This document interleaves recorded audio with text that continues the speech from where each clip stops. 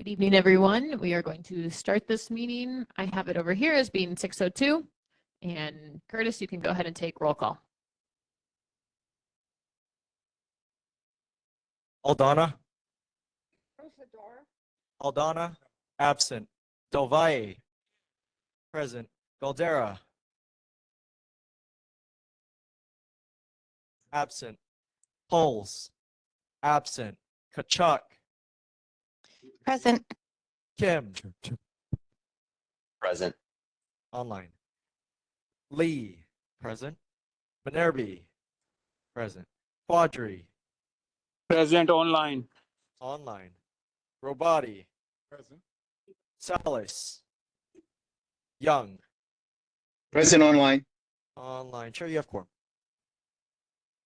All right, let us start with the Honolulu Fire Department. Are you here? All right, we don't see the Honolulu Fire Department here, so we're to the Police Department, District 1.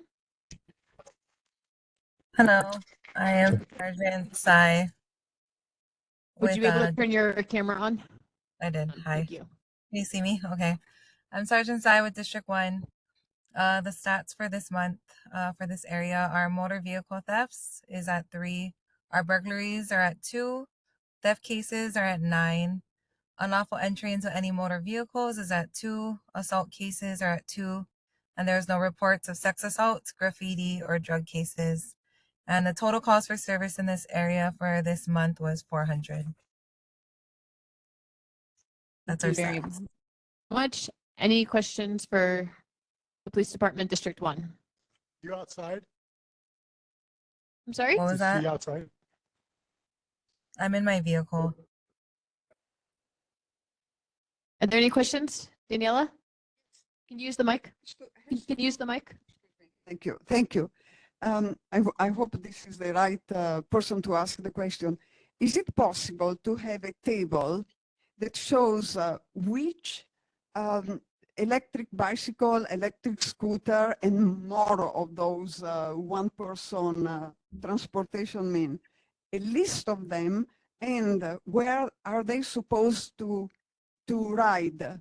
On the sidewalk, on the bike lane, or in the street? Because they come pretty fast. Even if they go at 15 miles per hour, that's fast. And sometimes they come very, very close to a walking person. So if we could have a table that explain where are they supposed to ride, and a list of them, the ones that are supposed to ride whatever, on the sidewalk or on the bike lane or in the street.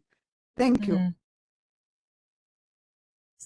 So to answer your question, a table, like if you want something specific, I would have to talk to my department and see what we can produce, but it just depends on what type of, whether it's a bicycle, a e-bike, a moped, a scooter. There's different stipulations, a dirt bike, to the different type of bicycles or motors that are on each type of bike. So it would depend on what type of bicycles you're referring to, but I could talk to our department and see what we could work on.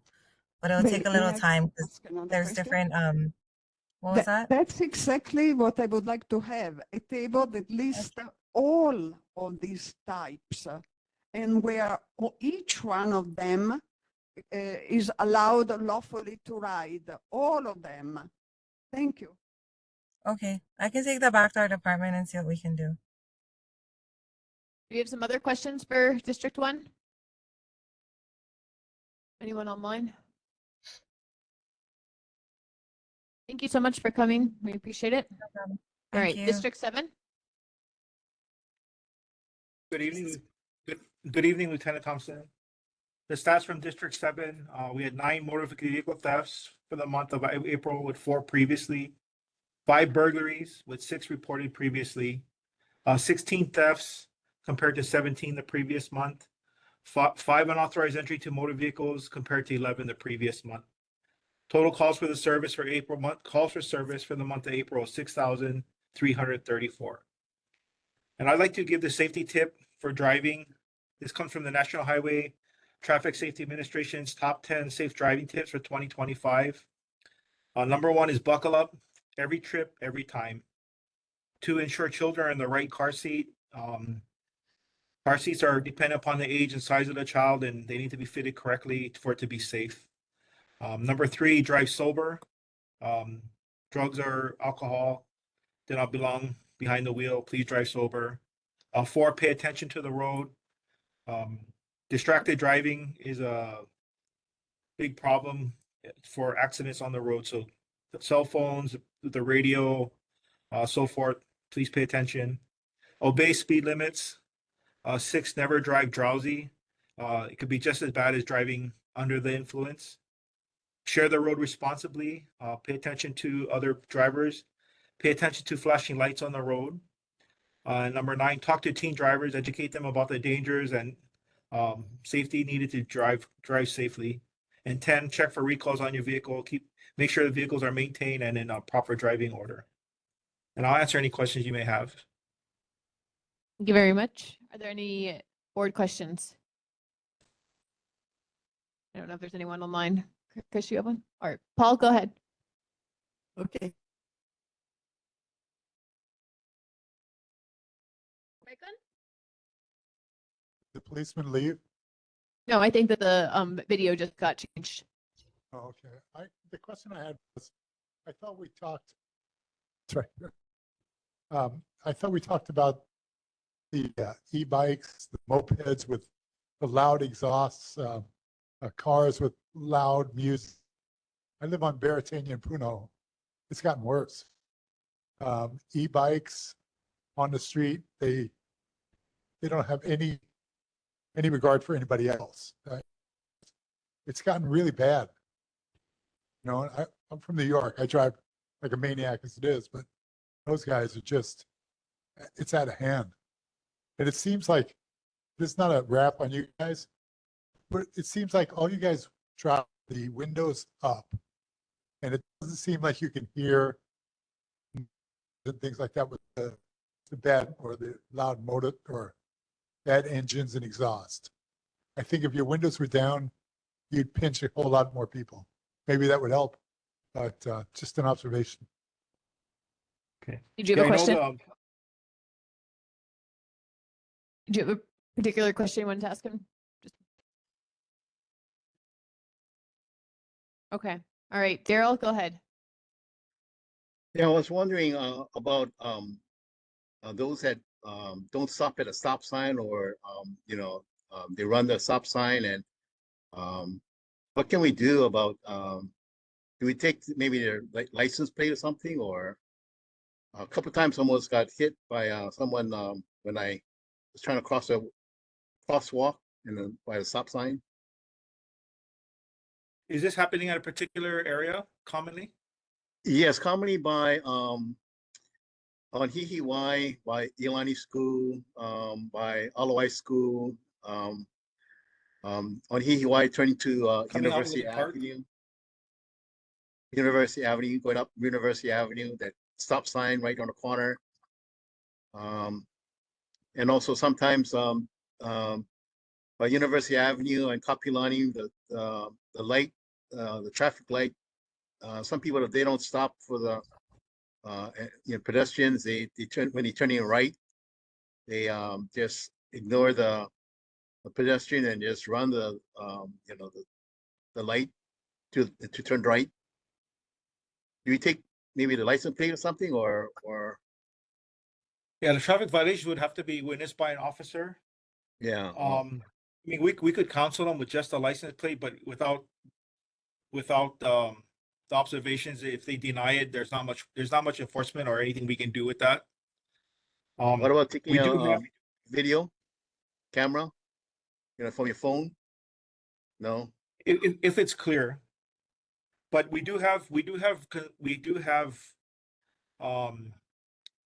projects that are targeted for pedestrians. We do have projects that are targeted for e-bikes during the week, and I can direct them to focus on the areas you just told me in the Iolani, Kapilani University area, and hopefully the visibility and enforcement out there could quell some of the problems there. Okay. Thank you for your help. No problem. Any other board members? All right, go ahead, Laura. Oh, is this, okay, hi, thank you, officer. I want to make a great thank you to all of the officers who've helped me in the last couple of weeks. That is, we had a horrendous vandalism that happened at the Mōʻiliʻili Japanese cemetery. You may have seen it on the news. And Yes. what I want to thank specifically is all of the wonderful officers that helped out. Corporal Lagamo, Officer Follin, Officer Khan, Acting Captain Bardo, and especially Detective Neely. They were all instrumental in helping us. Currently, as of Monday, the vandal was still incarcerated in Old Triple C. But what he did is he took a sledgehammer and a crowbar and broke into a lot of the hakas, that is the grave sites, and stole the bronze urns, hoping to take them to a salvage place and melt them down and get some money from them. And this is absolutely abhorrent. I'm hoping that the police officers will join with me and others, go to our legislators and ask for two major changes in the laws that probably already exist. One, that no bronze will be sold or bought back by salvage companies or pawnbrokers. And also the second one is the Doug Chin, who is our Attorney General, said that it's only called destruction, which is a misdemeanor. It's certainly no misdemeanor. It was clearly felonious. It's just that they need to change that one word in the law to make it have the same amount of tooth as if you had destruction of your residence or something like that. So again, I really, really want to thank the police officers. I hope they get a commendation. Please ask me if you need me to speak up for them. Okay. Thank you very much. No, thank you. I appreciate it. I will write the commendation myself for them. They're good officers. We have any other questions? All right, go ahead, Daniela. Sorry, I have to go back to the previous topic. To the gentleman who mentioned about the people not respecting stop sign, Hihiwai Street, Kapiolani University area. I wonder if perhaps that happens when, particularly when it's school time, drop off and pick up, or is it, because if that is during school at those hours, then perhaps we also need to talk to the school to find a way to control the parents picking up the children. And thank you. Okay, I would just add to that, since I live over there too, that I see people probably do it more when it's not school, because at least when there's school, there's traffic, so they have to slow down. But I see a lot of people speed around there, specifically the University Hihiwai area. Allison, go ahead. Hi, my name is Allison Peterson, and I'm actually just passing on a comment from a friend who lives at Iolani, the Royal Iolani, I guess, next to Iolani School. And he was talking about the same problem during the school hours, that he's not able to get in or get out of their driveway sometimes because the traffic just blocks the driveway.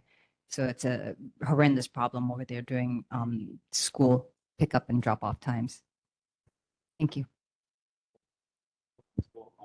I'll have the officers on the watch check during the times of school. All right, do we have any other questions for District 7? All right, thank you very much for coming. you. We appreciate it.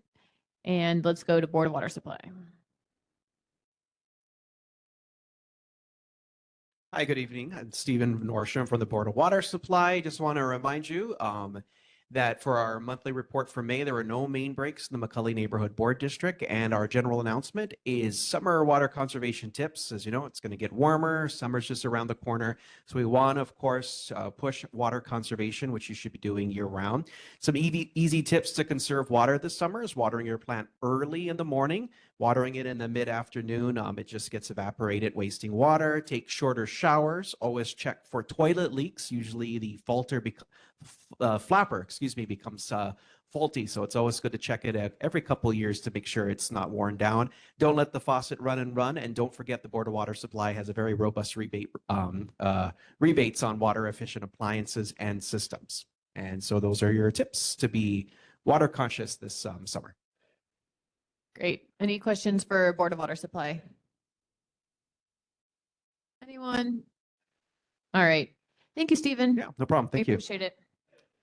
All right. We do not have a mayor's rep at this meeting. As you guys know, Mike O'Keefe came last meeting and said he was leaving to work at Hart now. I don't know who our new mayor's rep is, but in lieu of that, there is a handout that Curtis distributed earlier. I hope you guys have seen this. It's out here. It's a 3-pager. And if you have any questions about it, go ahead, Laura. Can you speak in the microphone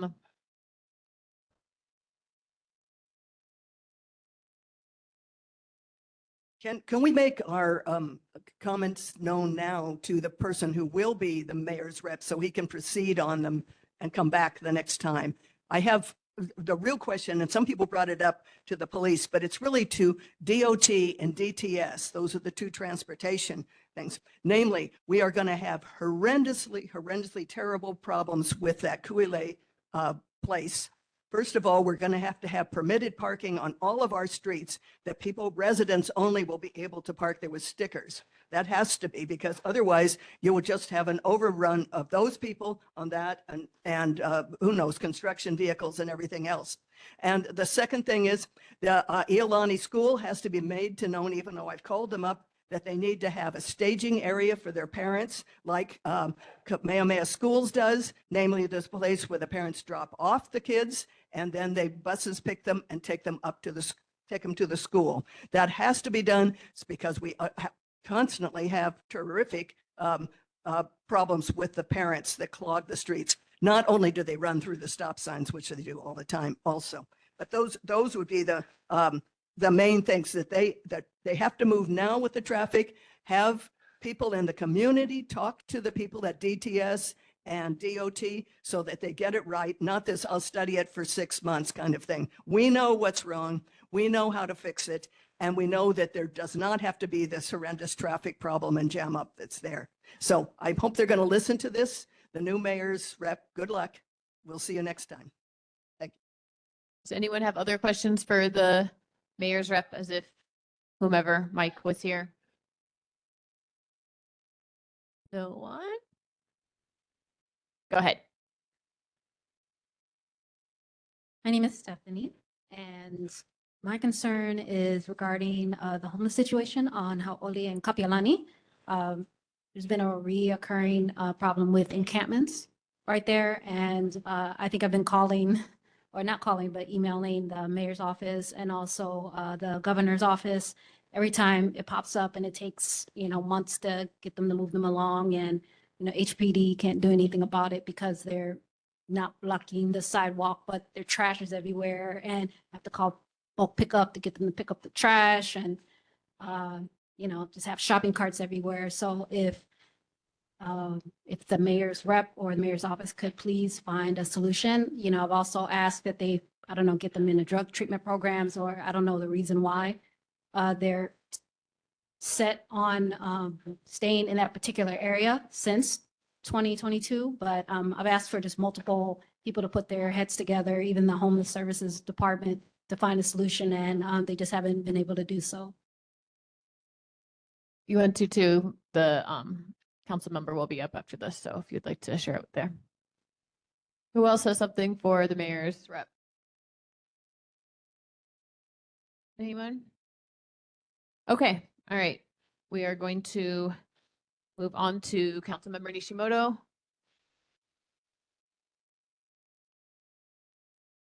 Aloha, Chair Lee. This is Taylor from Councilmember Nishimoto's office. Just wanted to Hold on one talk second, Taylor. Is your camera on? Oh, sorry. Let me just try to turn it on. Thank you. Thank you. Mhm.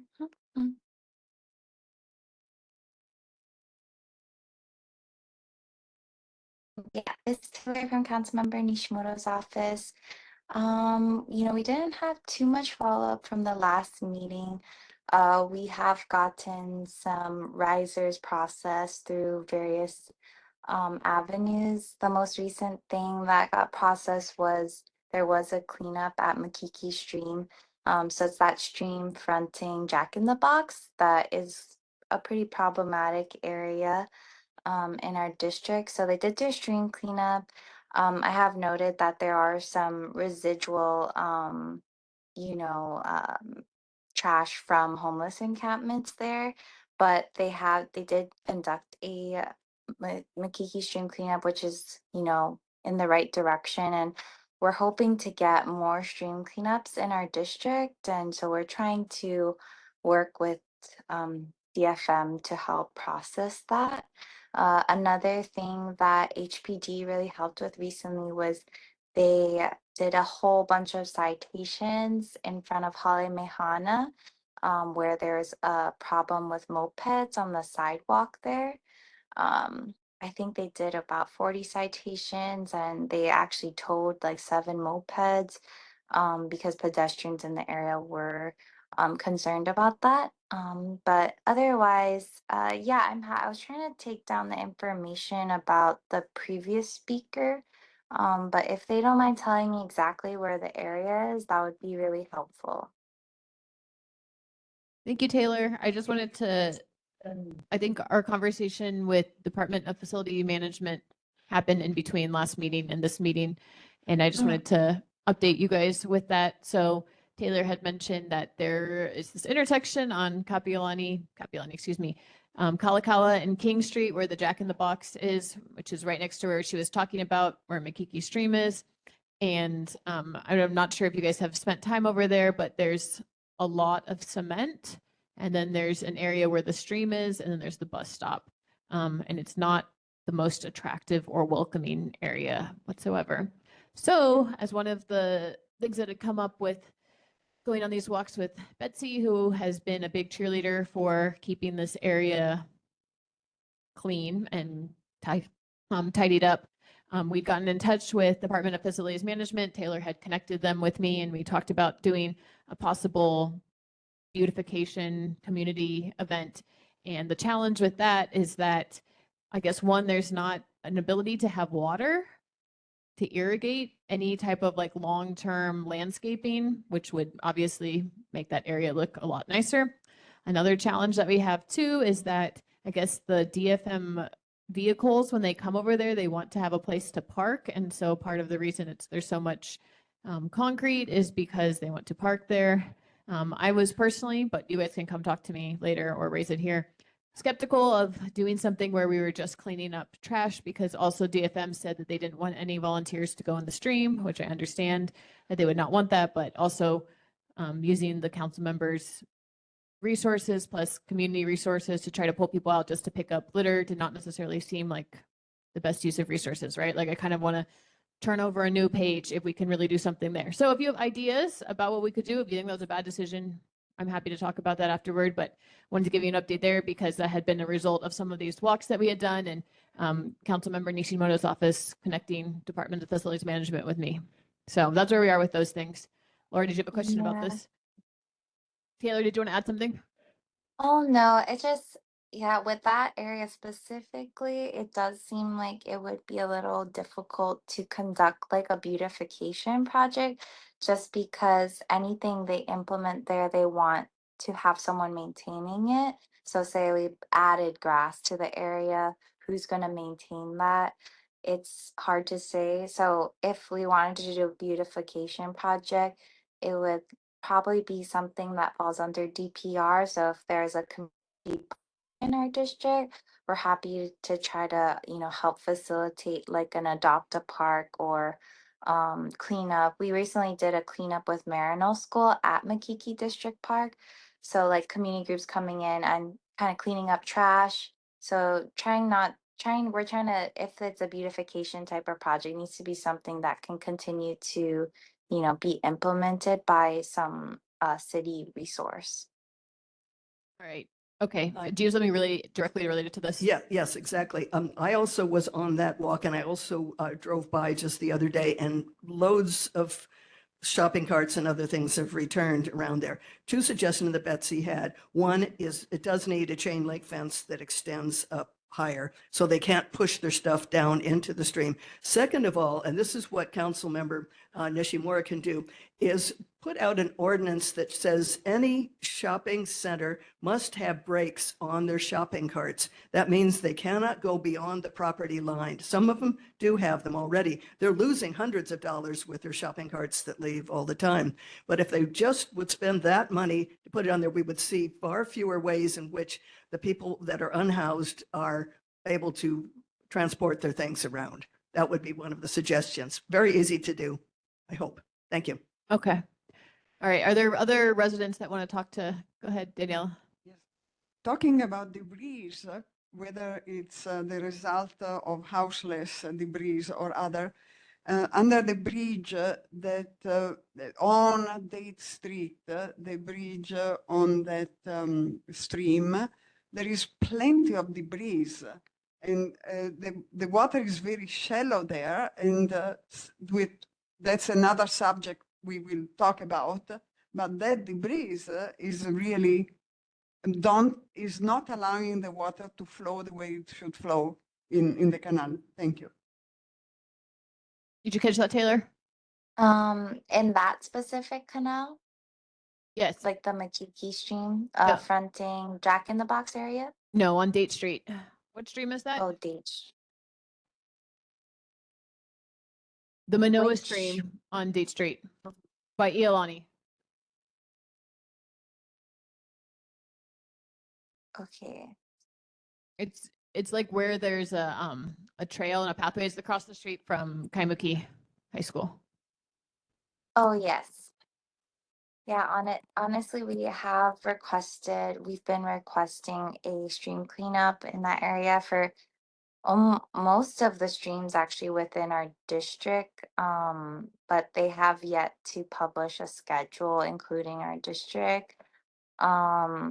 It does seem like that department is understaffed, and so that's something my boss was looking into. He wants, he was happy to try to add more money into the budget for more staff to clean up the streams, but I'm not sure if they're able to make that happen. But yes, we really do want to push because all of the streams in our district, I think, need more attention.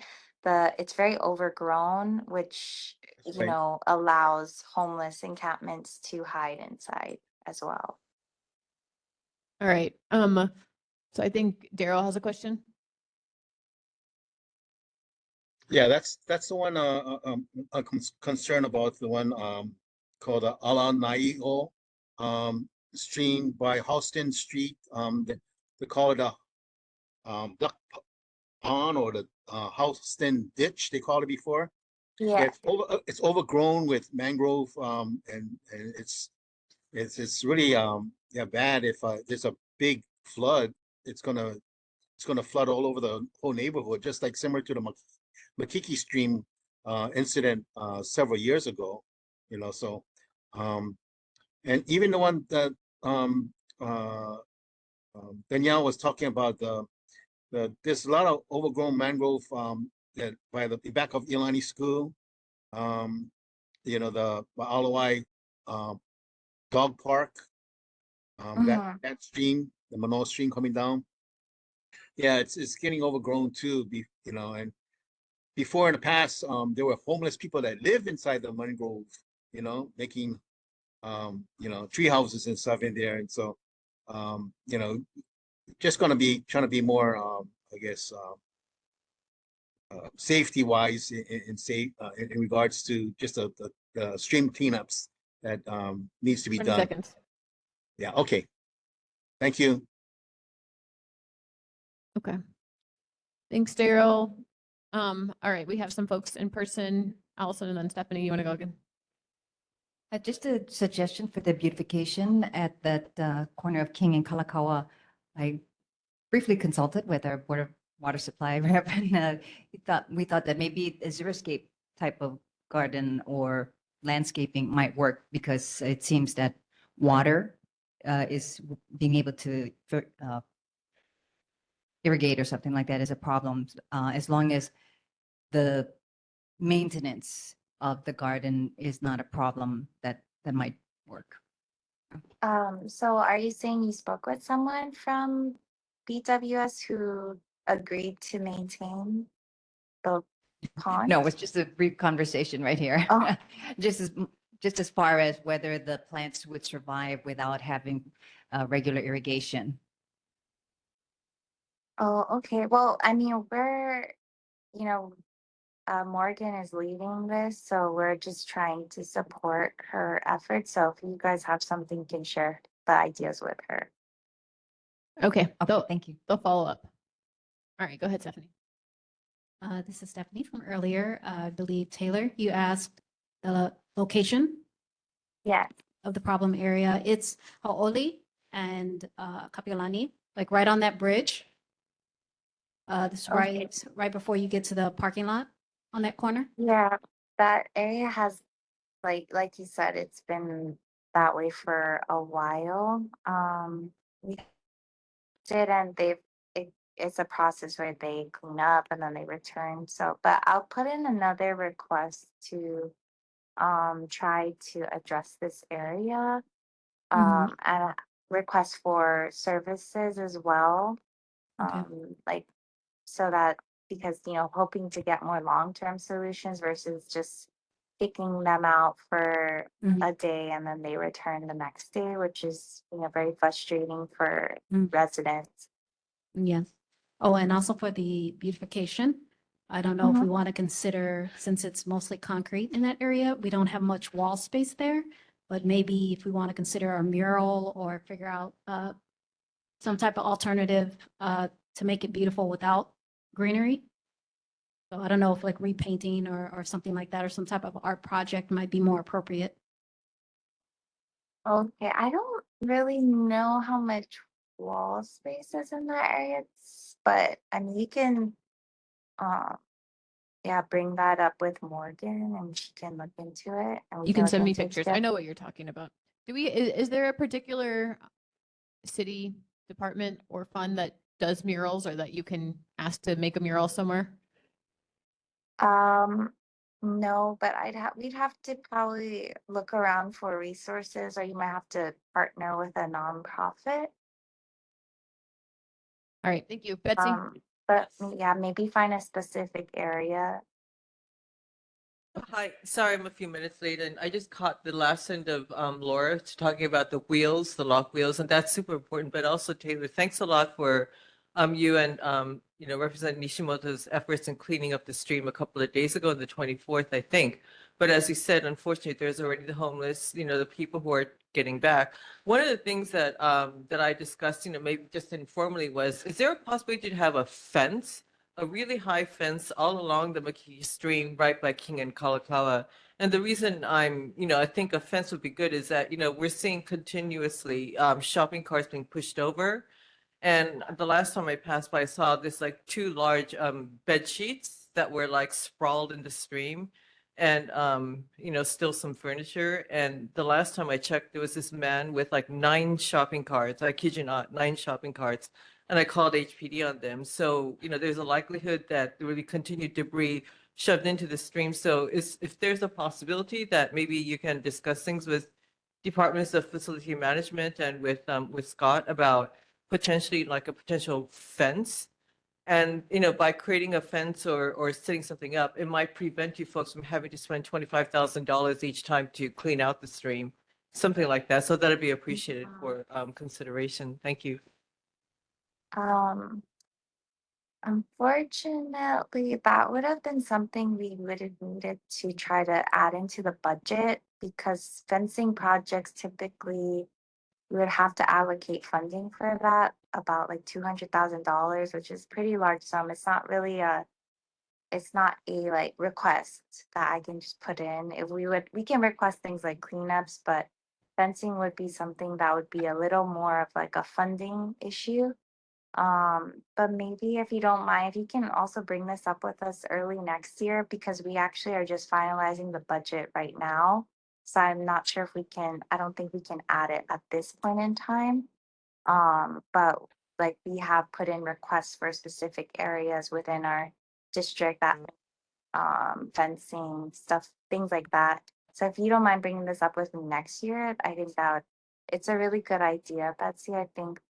And then I'll talk to my boss about the shopping carts. I'm not sure if this would be like on the city side or the state side. I would have to request that, but I think it would be a interesting bill to have, and I think that could maybe potentially work.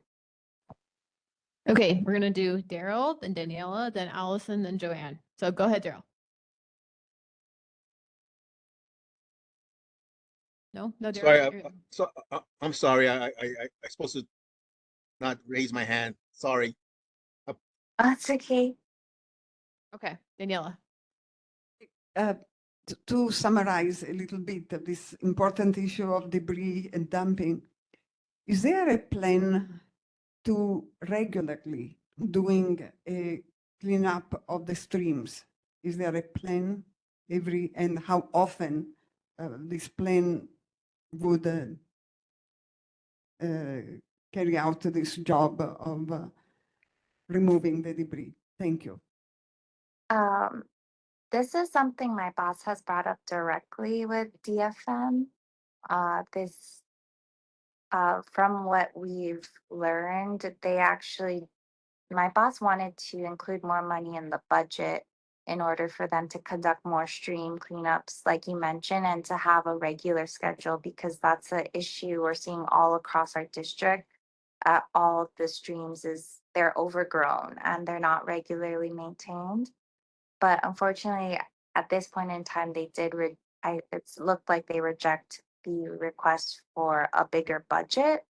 Maybe because they don't have this personnel yet to lead something on that. But that is something I think will bring up with my boss to really try to push for next year, to see how we can work with DFM to really create a regular schedule. I think that this is something very important because we're seeing this all across our district. It's not just one stream, it's all the streams are very overgrown.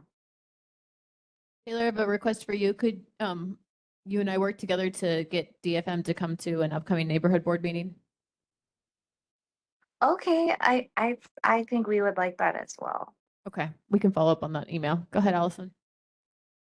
A completely different subject. I received Councilman's newsletter, and he talked about a workshop coming up, the Climate Action Plan.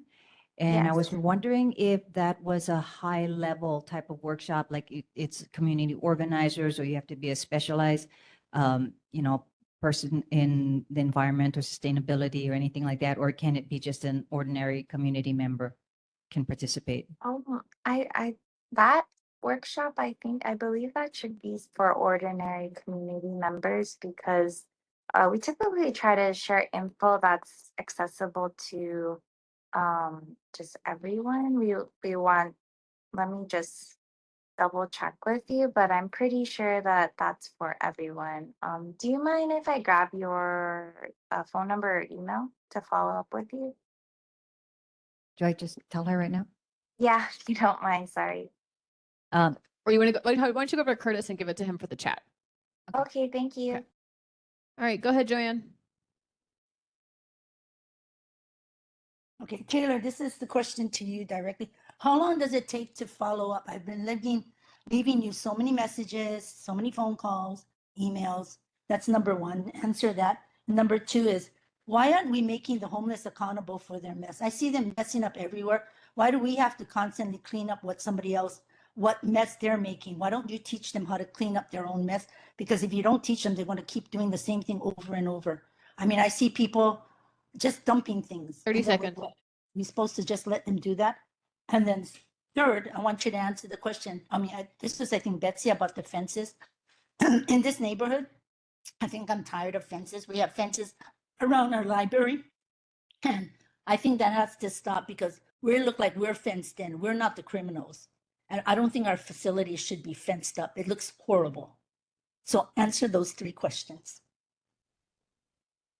I mean, for you specifically, we've heard that you have a specific city contact that deals with you and tries to address your concerns, and they've relayed anything that we need to address to with And you why on would I that. call you if you're not going to answer?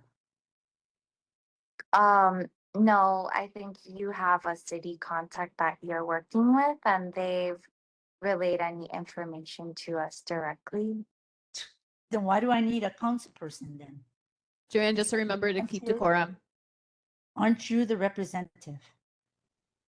But yeah, my boss is your council member, and anything that, you know, we've come by that we're able to address, then we'll submit it for you. Okay, the other 2 questions. As far as being fenced in, I mean, really it's a safety issue, and many of the community members are requesting things like fences, so we are just trying to accommodate to those requests. It does cost a lot of money, and I understand that it doesn't look pretty or nice, but I agree that, we aren't the criminals and we shouldn't be fenced in, but it's just at this point, like, Scott is your council person, so he just wants to try his best to protect the citizens and accommodate to laws. their requests. Stricter laws. He's All right. looking into different laws to address, and he's working closely with the new homeless director, Roy Miyahara, which I believe you've already spoken with.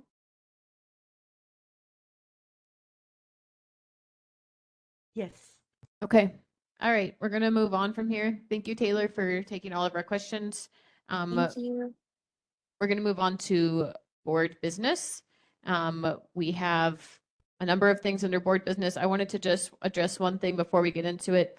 Last meeting, we had a situation where we were talking about conflict of interest, and I read some from the neighborhood plan about how conflict of interest worked.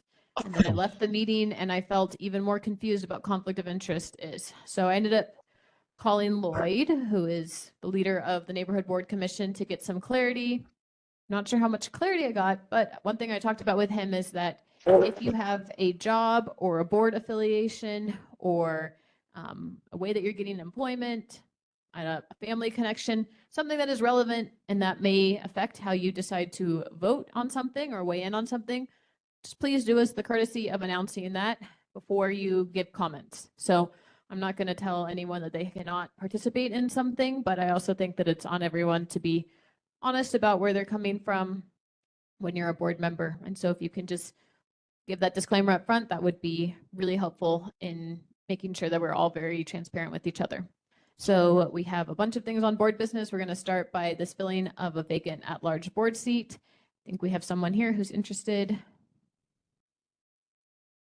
I'm sorry. We're going to really quickly go with the fire department first, and then we'll come back to this. Thank you. No, it's a good break. Come through, and you guys can come speak at the microphone right here. Thank you so much for showing up in person.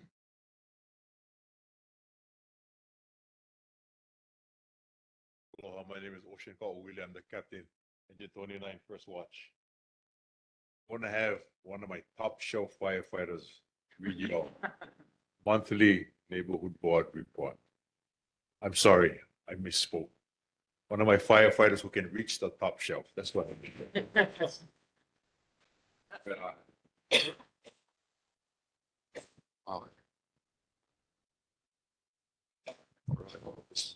Hello. Okay. The statistics provided below represent confirmed number of incidents in the NHB's geographical area for the previous month. For more details on the incidents and related mapping information, please visit the fire response map on our HFD website at fire.honolulu.gov under the News and Info tab. Should you have questions, please email the HFD's Public Affairs and Media Liaison at hfdnhb@honolulu.gov. Information previously requested. Q, has the overdose cases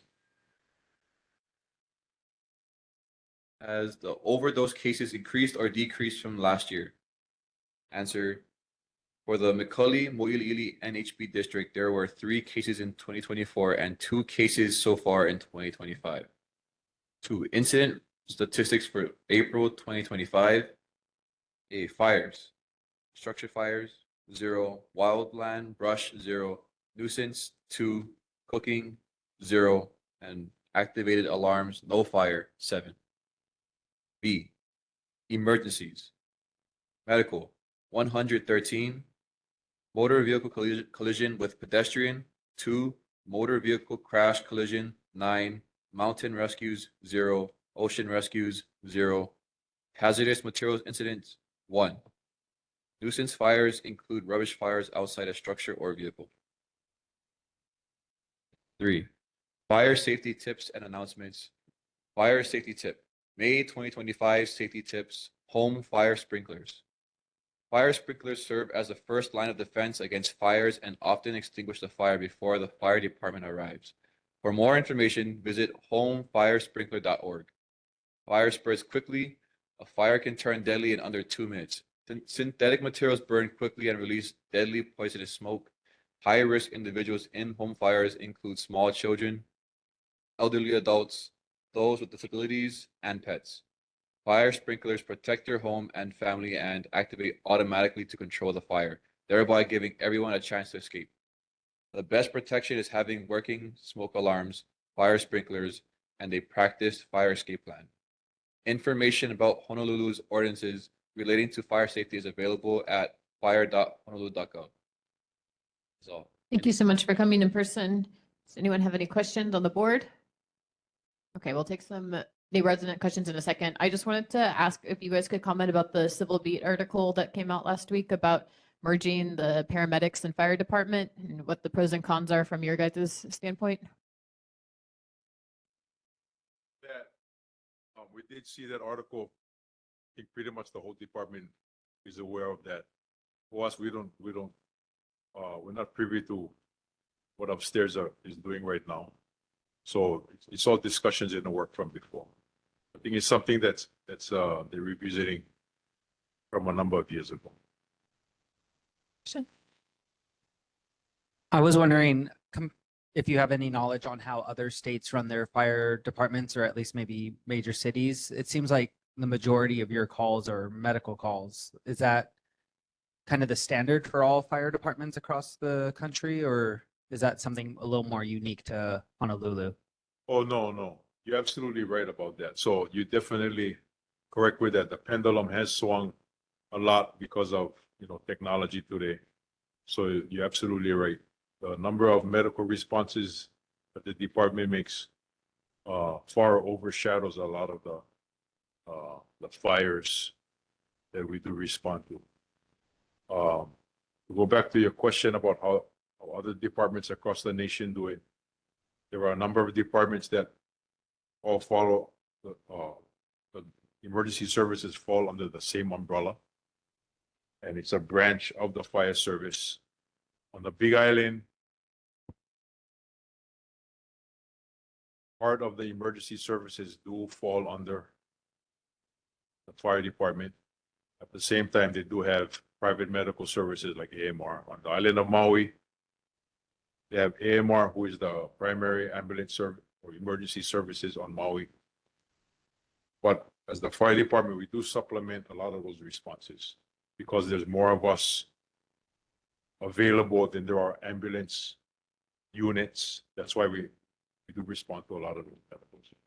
But going back to your question, across the nation, there are a lot of departments that are merged, as well as a lot of departments that are still running in separate levels.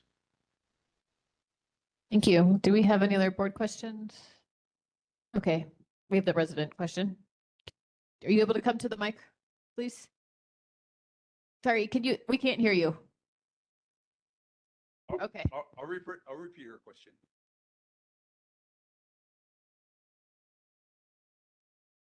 Okay, so her question was, does a sprinkler head only go off in one unit when there's a fire?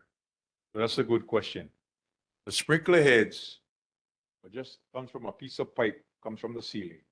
And that one particular head usually covers a certain square footage. So how a sprinkler head gets activated is because of the heat that sets it off.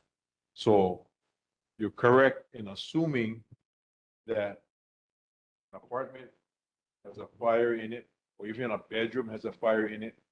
Just because the apartment may have 10, 12 heads in the apartment,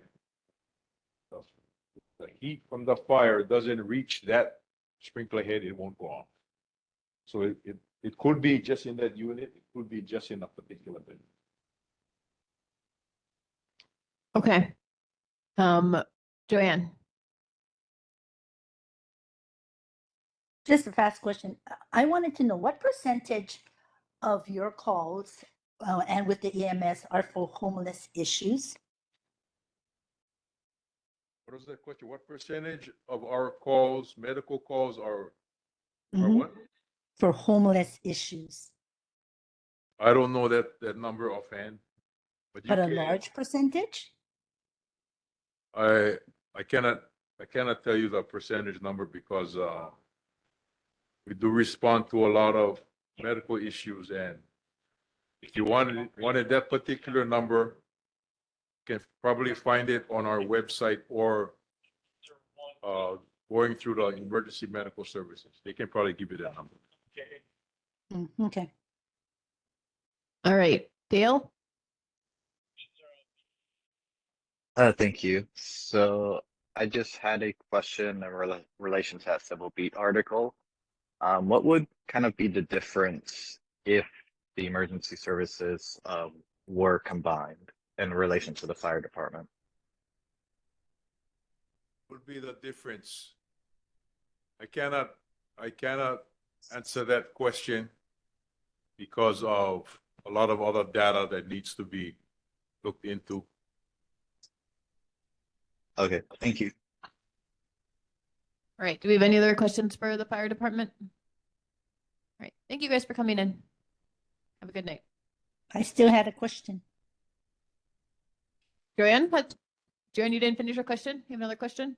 Just a fast one too again. You know, a lot of the cars, and I've been calling DTS, and I mean, they're supposed to be coming by or answering me in regards to all the illegal parking. But on Dade Street, there are people parking right in front, not right in front, but about less than 10 feet away from the fire hydrants. But they haven't towed these cars away. They've been putting citations. And I think that's really dangerous because if there is a fire and you guys are coming around, I don't know how you're going to get that fire truck by the fire hydrant if these cars are not towed away and people in that area are, really scared to keep parking their cars. They're getting citations, but they keep parking their cars over and over there. So I think they should just tow it away because this is happening a lot in our area. Parking by fire hydrants.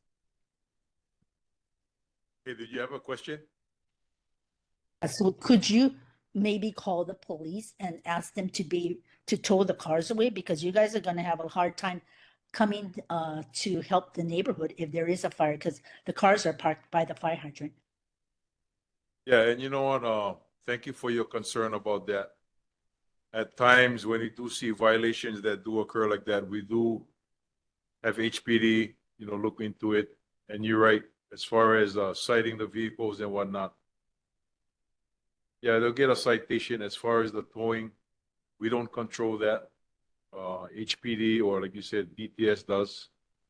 But if you're concerned about accessing the fire hydrant because of parked vehicles in front of it or too near, our firefighters are very creative people and we will find ways to get to that fire hydrant. The car is in the way. But the issue is that's illegal. But if it's Exactly. going to be, if nobody's going to do anything, then that's the way it is. All right, thank you very much for coming in.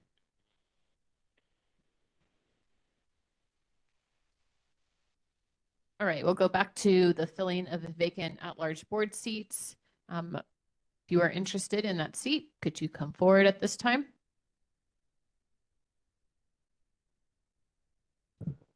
Tall person.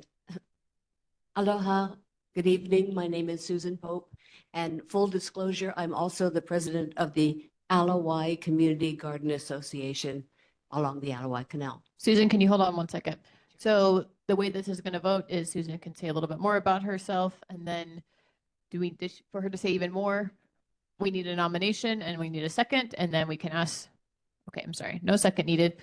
Then we can ask Susan some more questions, and then there's a motion to vote. We can end up voting. So Susan, if you want to give us maybe 30 more seconds about yourself, and then we'll see if there's a motion. I've been to these meetings over the past year, but I just recently, as of April 1st, moved to the Mōʻiliʻili area, and I had my residency confirmed by you folks. Thank you. Is there a motion to move ahead with the discussion for her to be on the board? Nomination? All right, you're going to nominate her, Ed? For her or for the process?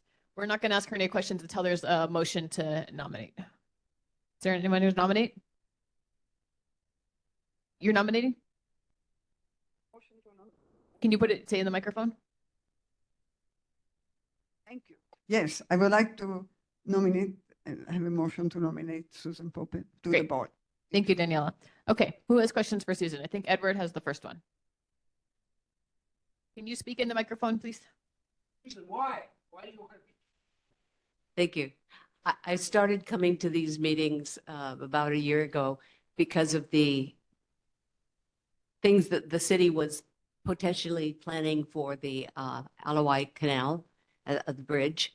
And then I started hearing all the wonderful information from the fire department and the police department. I just said, okay, if I'm going to be a resident of this area, I want to contribute to the area. Who else has questions? Susan, my question is, can you tell us a little bit about your history with the garden and also a little bit about the garden's history? I've been a member of the garden for probably about 20 years. I'm not sure. I've been in various positions with the garden as a plot officer, as a secretary. I was never the treasurer, but I've been the president for the last 2 years. I'm also the president of the All Oahu Garden Association for community gardens with the city and county parks. Yeah. Any other board member questions? All right, any in-person resident questions? Okay, go ahead, Joanne. Just wanted to ask you, what do you think you can do to change Mōʻiliʻili for the better with your background?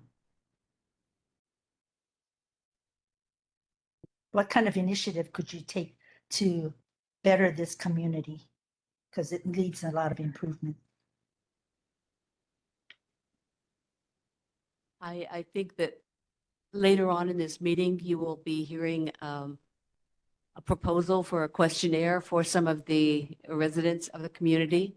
I think Daniela is going to present something a little later, and I'm fully in support of asking the residents what they would like to see happening in this area, and find out so that the board could more easily represent the feelings of the residents. Thank you, Susan. Does anyone on the board want to make a motion to vote on this? Or go straight to a vote? Or since we already nominated her, let's go straight to a vote. So let's go. Aldana. If you could just say Pope if you'd like to appoint Susan Pope to fill the vacant seat. If not, just say no or abstain. And I am not related to the very first president of the University of Hawaii at Manoa.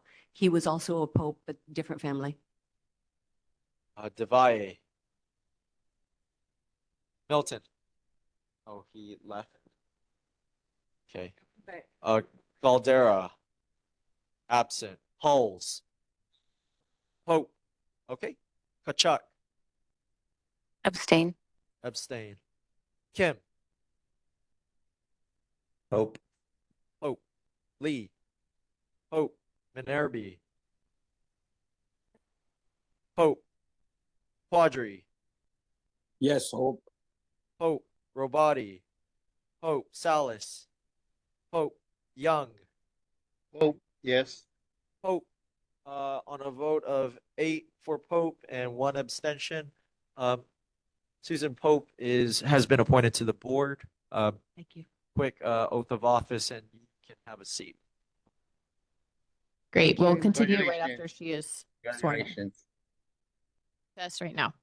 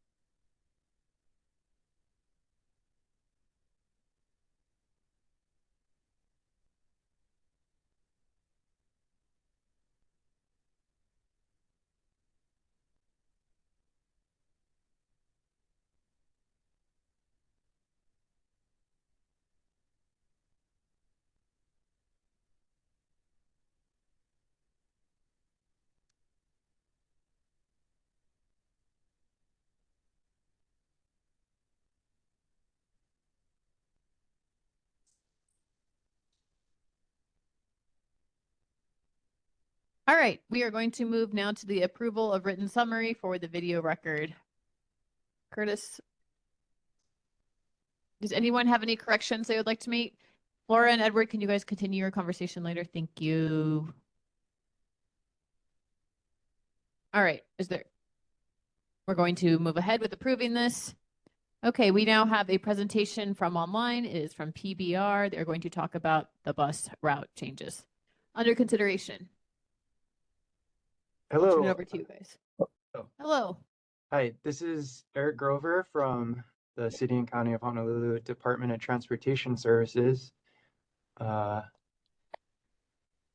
with the Transportation Mobility Division, and online with me is Dave Simpson from our contractor PBR Hawaii.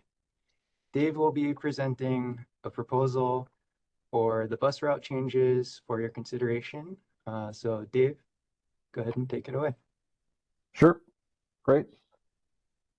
Just give me 1 second. I'm going to share my screen.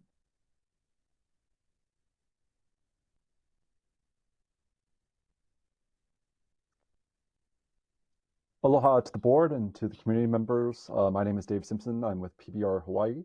We are consultants, as Eric stated, working on behalf of City and County of Honolulu's Department of Transportation Services. First, just want to verify that everyone is able to see my screen for the presentation slides. Yes. Okay, great.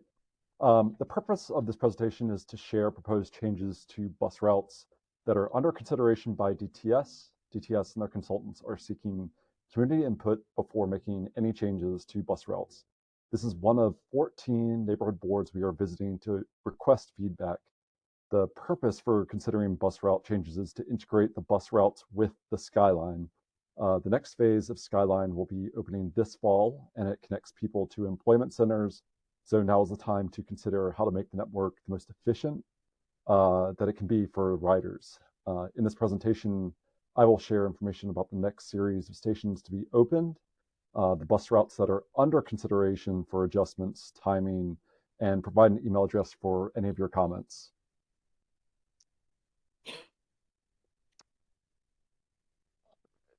This slide and the following slides show the stations that have opened with phase 1.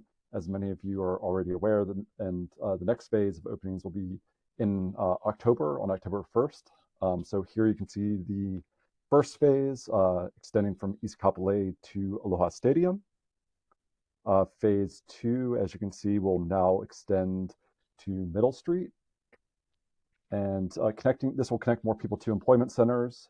Skyline hours, after this is implemented on October 1st, will be expanded. And this will be earlier starts and stops each day. As you can see here, on October 1st, they will now go from 4 a.m. to 10 p.m. and 4 a.m. to 11 p.m. on the weekend.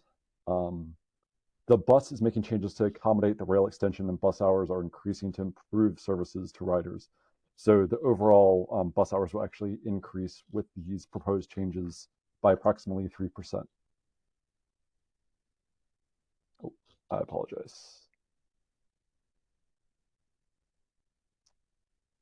All right, next I'll go through a couple slides that show the routes that were adjusted with the first phase of the opening in anticipation of the October 1st rollout. This began in March. And the first phase, which was implemented in March, restructured routes 44, 47, 461, and 415. The routes were restructured to provide service to Skyline and add a new route, which was added to get riders from Eva Beach to UH West Oahu Station. And now I will discuss the next routes for phase 2 for the proposed changes to align with the October 1st opening. As you can see here, this diagrammatic image that shows how bus and Skyline can be integrated together to make a more seamless network with a core of rapid buses that have limited stops with feeder buses for localized service. The intention is to make these commuter routes more reliable and faster for the riders who use them. This image here and the next one that I will show illustrate before and after style. This slide shows the current A line. You can see that it extends all the way west to the Pearl Ridge Station. And as you will see on the next slide, the A line is under consideration to terminate at Lagoon Drive. The hours of service are proposed to be expanded to run later into the night, and there is no change to the frequency of service. And here you can see the after slide, so the connection here to Lagoon Drive, which will revise the A line to be truncated with the Skyline with the extension to Middle Street.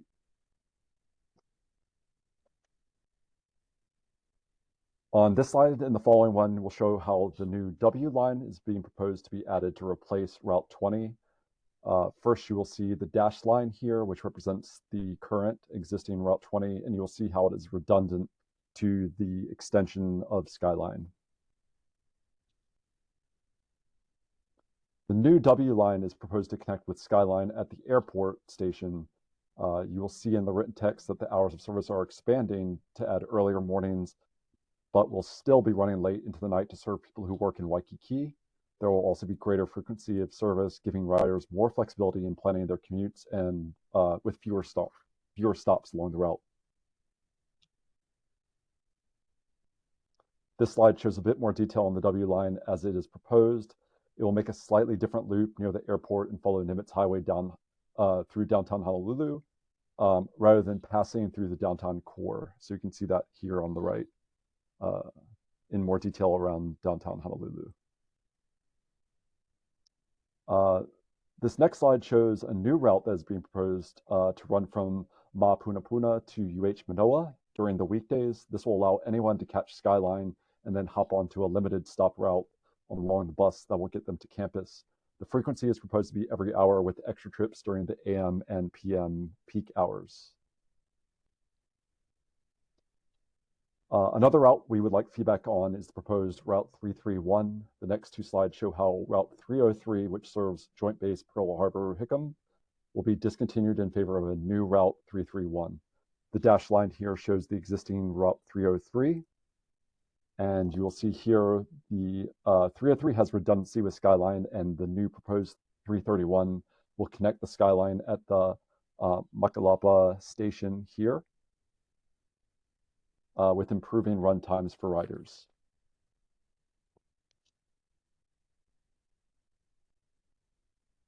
This slide shows changes to some of the existing routes that are proposed to connect the Skyline at the Lagoon Drive, rather than further out at the stadium where the existing Skyline extends to.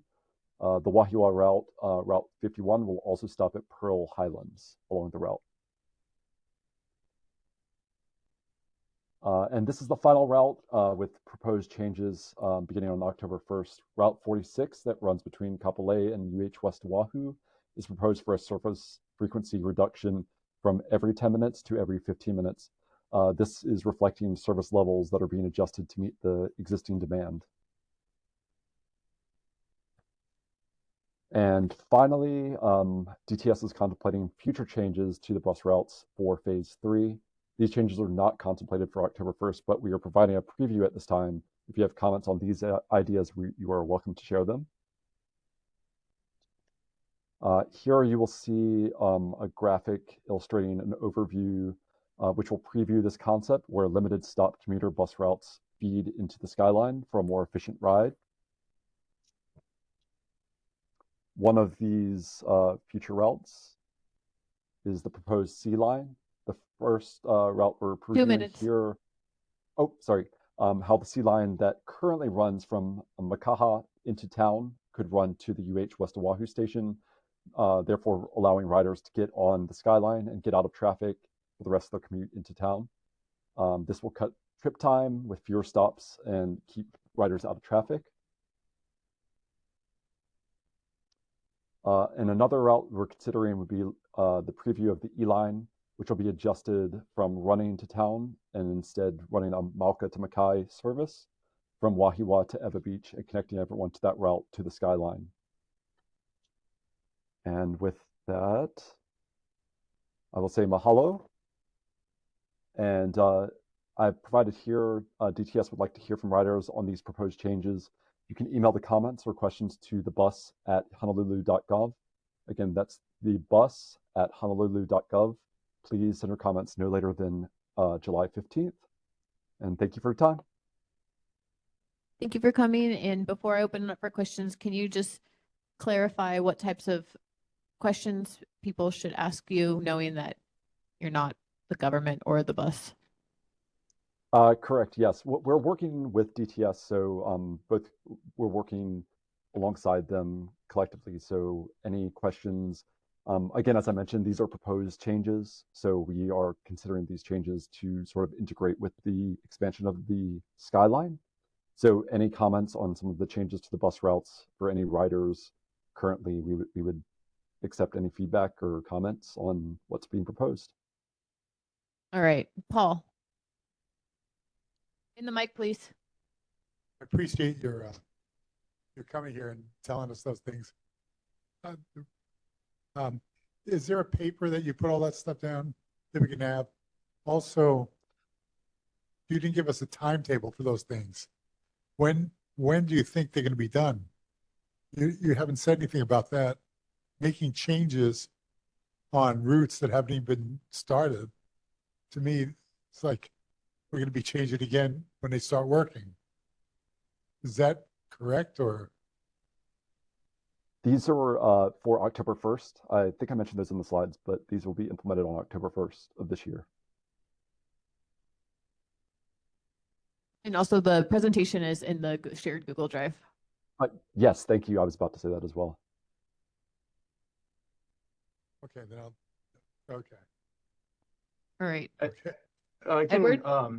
Sorry, about the routes C and E, might have been what he was talking about, and those will be future changes, but those do not have an exact date at this time. I apologize. Yep. Thanks, Eric. Go ahead, Edward. I have a question. Thank you for your very comprehensive report. I kind of live a sequestered and reclusive lifestyle. And so did I miss something? But is Skyline simply the rebranding, the new name for the rail? Correct. Yes. Is that what you did? You're calling it Skyline because the rail had some not such nice connotations about it. Anyway, that don't matter. Let me just finish. I subscribe to wisdoms and idioms that hold up over the years. The one that comes to mind, and I mean to be blunt, that you can paint lipstick on a pig, but it's still a pig. That's all I have to say.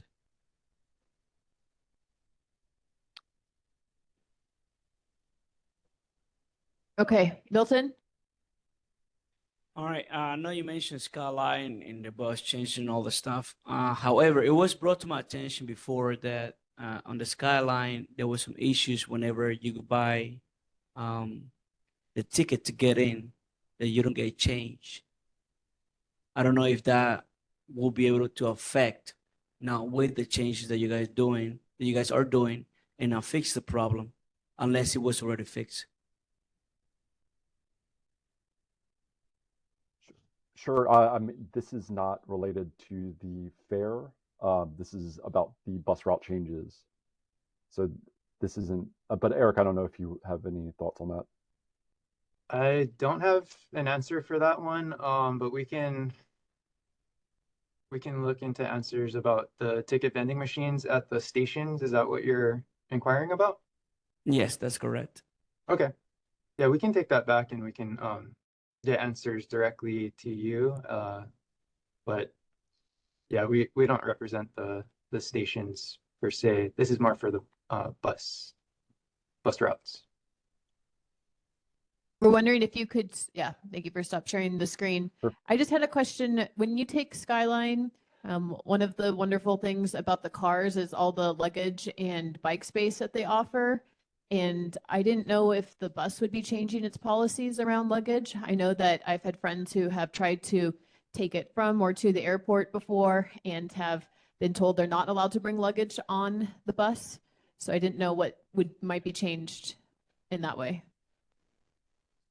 I can take this one too, Dave. Thanks. We're in the process of purchasing more articulated buses with a different seating arrangement that will accommodate more large baggage, and they will be assigned primarily to the W line to go to the airport. Awesome. All right. I don't see anyone here. Go ahead. Stephanie, come to mic. Hello, my name is Stephanie. I just have a couple route questions.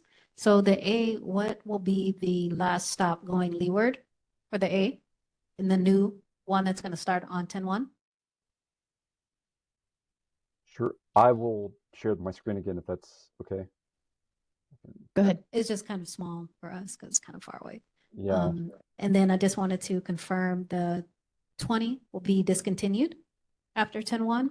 Is that what you said? Correct. Well, I can Okay. start with the first one, the proposed changes to A. So as you can see here, this is the current A, which connects, I believe, at Pearl Ridge currently, or Aloha Stadium. And then the changes, because of the redundancy of the Skyline route, which follows the same route as A, will now connect at the future Lagoon Drive station, as you can see here. So you said Laguna Drive? Lagoon Yes. Drive. Okay. Lagoon Drive. Okay. All right. Okay. I see. And then you said the 20 is going to be discontinued, and you said the W is going to be a new line, and that's going to go to the airport. Do you know if it's going to go past Ala Moana to cover where the 20 used to go? Yes, it will. So I can show you again. So the dashed line here is the existing 20, which will be discontinued. As you can see, Sure. it duplicates the line along the new extension of Skyline. Okay. And now the extension continues on to Waikiki, the same as the existing 20 did with the new W line. Okay, so And we'll have the exact same, at least in town, it's going to have in the town. same. Correct. Okay. Correct. Okay, thank you. Actually, I have a clarification question about that. It looked from the graphic that you shared that it's not going to go up onto Beretania like it previously did, and that it will stay on Ala Moana / Nimitz. Yes, Okay. I apologize. I misspoke. Yes, so the extension through downtown, this is a little bit close in detail. You can see here on the top right, the one change to the route does stay along Nimitz instead of cutting through the core of downtown. And again, the purpose is for the W line to be more efficient with less stops. And following this route, it should be a faster service. So there will be a change through downtown, but it does pick up further down here, right after downtown, Okay, thank you. and follow the same path. Yep. I just wanted to say I'm grateful for that. And also, I think it looks like it changes when it goes to Fort de Russie as well, which is also nice as someone who's found that Yep. bus to be, or that line to be a little bit inefficient. Go ahead, Allison. In regards to the bigger or allowing baggage on the Skyline, if you're coming from a bus that connects, like the W line, for example, will the bus accept the baggage before you change onto the Skyline? I Yes. personally found like, Eric, sorry, go ahead. Sorry, so currently the 20 does allow some baggage, and with that, the W line would also allow baggage. Do you know how much baggage they allow on the 20? I wasn't We can aware of get you that. the exact dimensions, but okay. it's meant to not obstruct the aisleway. So it might So not people be would the be able to get in there. full-size baggage then, maybe carry-ons or something like that. Yeah. Yes. Thank you. I do think that signage would help when you're taking the rail to know if you can't take your stuff on the bus afterwards. Like if you're, let's say you're going to Eva or Waianae or Mōʻiliʻili, and those buses are not going to accept your suitcases, that would be helpful for those folks to know. Hi, Chair. I have a question. Go ahead. My question is, I heard you said Middle Street station will be open in October 26 or October 25? 25. October 25. Okay. Then from there, you already told, if someone wants, those who working downtown, that's a good opportunity for them. Thank you. Okay, Tom. Thank you, Chair. Question of clarification. Dave, twice you stated that questions, et cetera, could be emailed to thebus@honolulu.gov, and your final screen shows the bus stop at honolulu.gov. So just want clarification, which is it? Thanks. Sure. I apologize if I misspoke. It is the bus stop at honolulu.gov.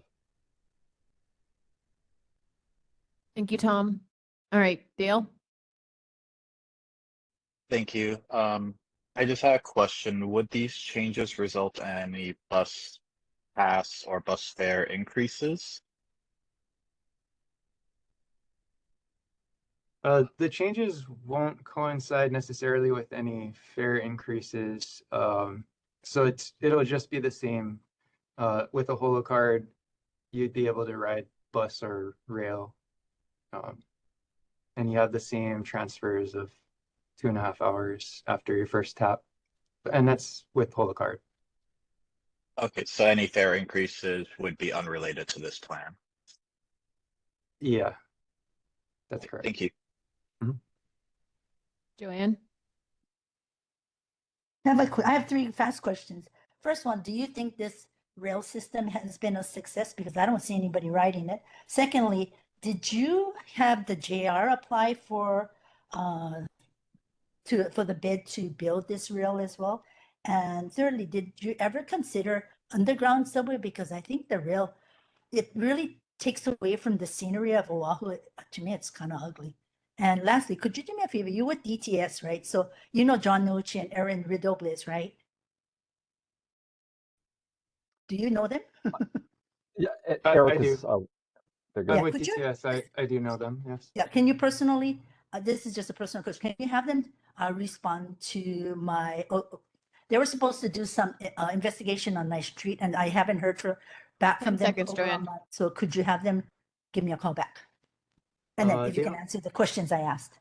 Unfortunately, they don't report directly to me, but I can ask them Okay, what the thanks. status is. And then as far as the other two questions, those are kind of rail related, maybe HART, even like the construction part. So we're primarily bus route planners, and this entire presentation is about the bus routes. Yeah, but I just thought because if the rail doesn't work, the bus won't work. You know what I mean? That's true. Okay, well, we can we can try and get an answer to your questions through our rail division. All right. Do we have any more questions in the room? All right, Daniela, go ahead. Perhaps a general questions. Do you know how many riders on the Skyline were projected, were expected, and are actually riding it now? Thank you. I do not believe we have the answer to that. I think we are, as Eric stated, representing the Department of Transportation Services for the bus routes. So I think we would need to verify with Hart on those numbers for you. Great. Thank you guys so much for coming to the meeting tonight. Just to reiterate, the email address is thebusstop@honolulu.gov. Is that correct? Okay. Thank you guys for Correct. coming, and I'm looking forward to those changes going into effect. All right, we have another presentation from Hawaii Green Growth. Awesome.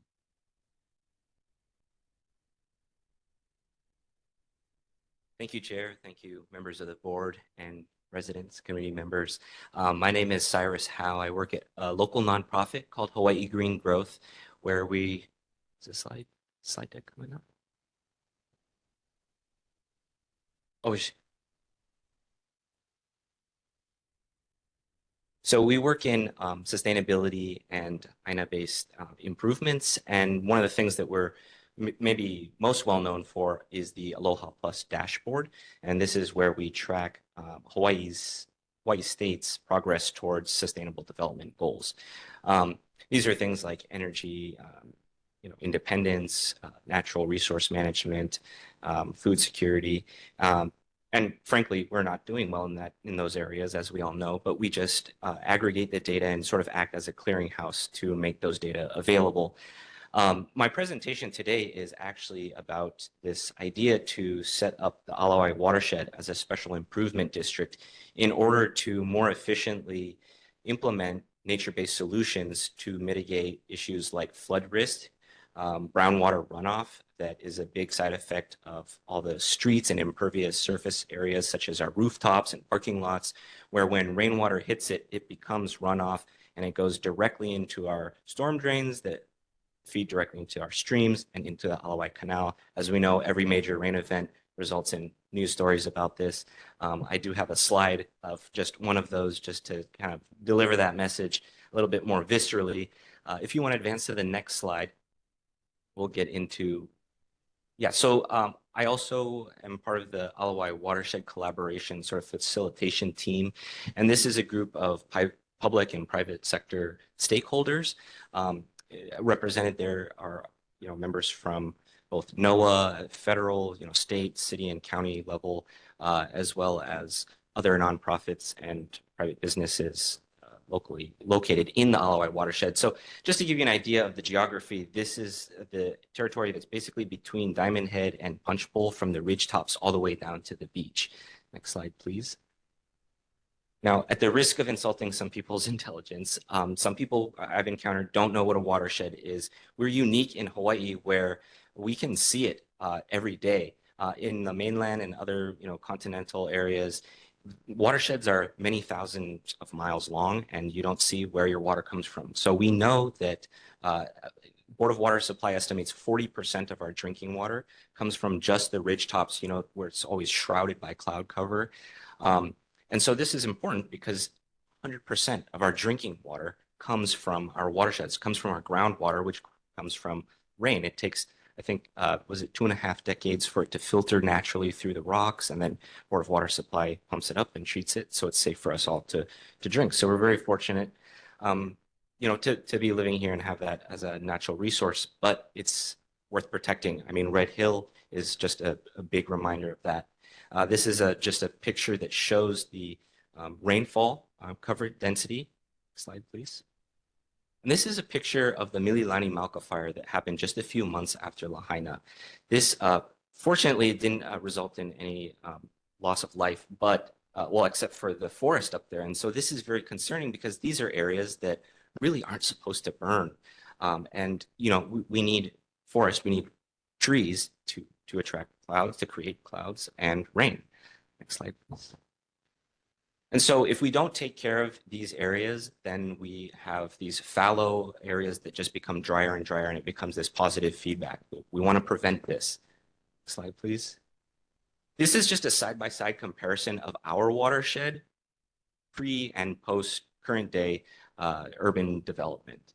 So you can see down there the Alawai Harbor. Next slide, please. So this is a video. We can skip through it. Chair, up to you if we want. Yeah. And this is just a picture of Palolo Stream to show you what our stream networks look like in this urban watershed. It's a mix of these, square, rectangular, concrete channels that sometimes transition to and from natural stream environments. So it's really weird to see, but this is just down the hill from St. Louis School. Yeah, so we commissioned a number of reports to explore the feasibility of a special improvement district. This idea is not new. The Hawaiians had a version of this, Ahupua'a management, headed by a chief for Konohiki that was really basically a specialist in that management. And you can see in DOH reports too, the watershed plans, that as far back as the 90s, if we're talking about recent history, an improvement district has been something that they've been talking about for many decades now. And so a report by Baker and McKinsey explored the legal ramifications and considerations around this. These are all going to be public. Our website is under construction, and this is where you'll we'll share that with the neighborhood board for dissemination, but we'll have all of this all together. If you want to advance slide. The governance is going to include neighborhood boards too, just to give everyone an idea of that. But this hasn't been introduced at City Council yet. We wanted to socialize this with neighborhoods that are in the watershed. I think there's 11 or 12, just so that we can get feedback from members of the community as well. But you can see here just some of the goals, as I said, to mitigate flood risk and all the other side effects of urban development that are not just limited to, rain gardens and rain barrels. That's a project that I lead called Follow the Drop. We have some pictures of those, but also invasive species removal, albizia, and and ungulates, pigs and those types of things all threaten the well-being of our watershed. Next. Yeah, so I mentioned governance. This is going to be a multi-stakeholder, basically board, not too unlike a neighborhood board, but still something in development. We do have a draft bill. The latest version was from 2024 before the current federal administration, so it needs to be revised a little bit, but that will also be on our website. Next slide, please. These are just some other slides about how it could be funded. When you have a coalition like this, it's 2 minutes. Often easier to attract funding because they have more confidence in their where their money is going and how it'll be spent. This is also going to hopefully occur in conjunction with the Department of Facility Maintenance Stormwater Quality Division's yet to be released stormwater utility fee. Next slide, please. And this is just about the bill. If we can advance, I think, and these are just some other projects that would fall under this nature-based solutions umbrella. You can see some partners behind it, UHC grant. And I have already mentioned a lot of these different types of projects, but even like 808 cleanups, they're very visible. They would be, a beneficiary here too.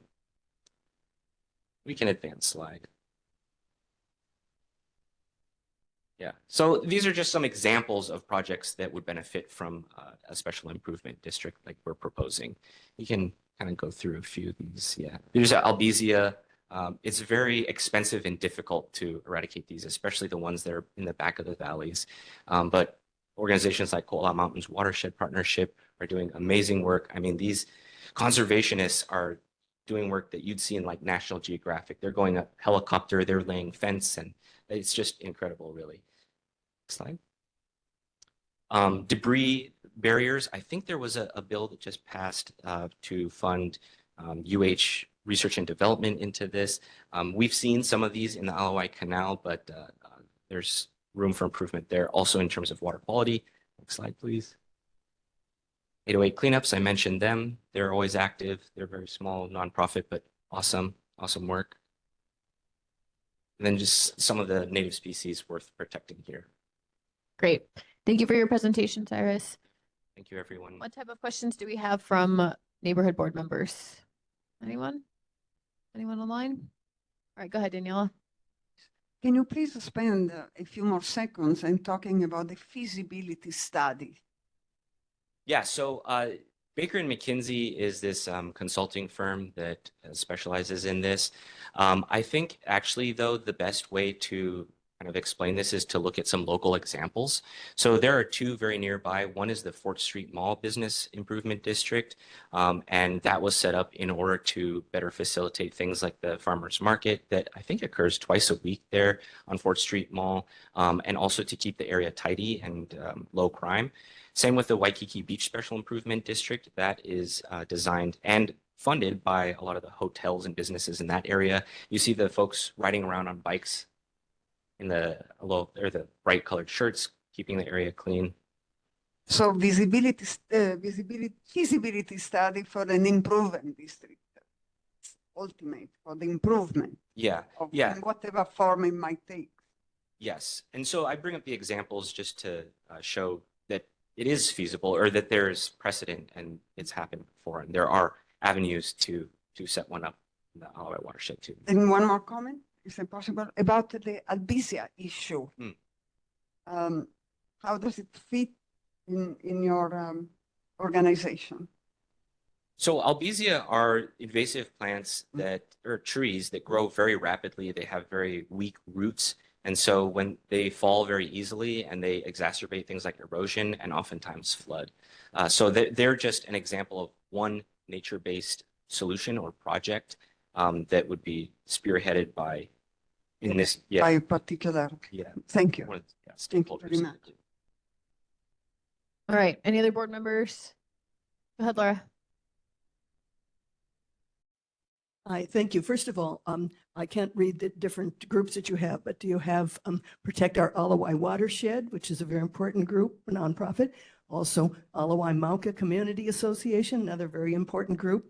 And the third one, I can't remember the name, but it's Kehaulani Lum and Uncle Bruce, who are doing the reforestation, but also other major things. They're all very important. I believe in community outreach, community transparency, and you're going to have something that will be more than just a once a month board meeting with neighborhoods boards. It'll have to be something else that will actually engage people. So I hope you'll be able to do it. So I might have had another question, but I've forgotten. But anyway. No, those are great questions. Thank you. And we love Auntie Kehau and Uncle Bruce, also for their fish pond restoration efforts. Yeah, we are consulting with them as well as Sydney Lynch from Protect Our Alawai. We hope that they might serve as co-authors essentially for this bill that does eventually get introduced. But yeah, if you have a contact for the, I'm not familiar with them, but if you have contact. Okay. Betsy, can you come to the mic, please? Thank you for your presentation. Is it possible for you folks to just do like an assessment or general assessment of the trouble spot of Makiki Stream right at South Kalakaua and King? Because although I understand you can't really do anything, we would still appreciate your input. From your perspective, that could be perhaps like fed forward further into further resolutions or things that a council representative or other people can do, including like beautification of the area, like potentially putting up fences or whatever it takes to protect the stream. So your input, whether it's informal or not, would be greatly appreciated. Yeah, so I believe that's the kind of intersection by O'Reilly Auto Parts and Washington Middle School. Yeah, I'm familiar. I drive by there all the time, and I will just say that we have million maps, and we do have technical experts that already are, but that will continue to be looking at these areas and how to really strengthen them, make them better, improve their district. I'm going to leave my contact information with the board, and I do hope you reach out Hold on, Allison has a question. Actually, I have two questions. So are you going to be at the, what was it called? The climate action workshop that they're having on May 5th? Yeah, members of our team. Okay. Okay. My other question was at our condo board meeting that we had recently, there were questions about what's going to happen if there's a flood because of the streams overflowing, because one of them flows right past our condo. So would your assessment include things of that nature? Great. Thank you very much. All right, Stephanie. Does your organization happen to do water sanitation? Any water sanitation projects? Don't, but we are working with the. Can you come back to the mic?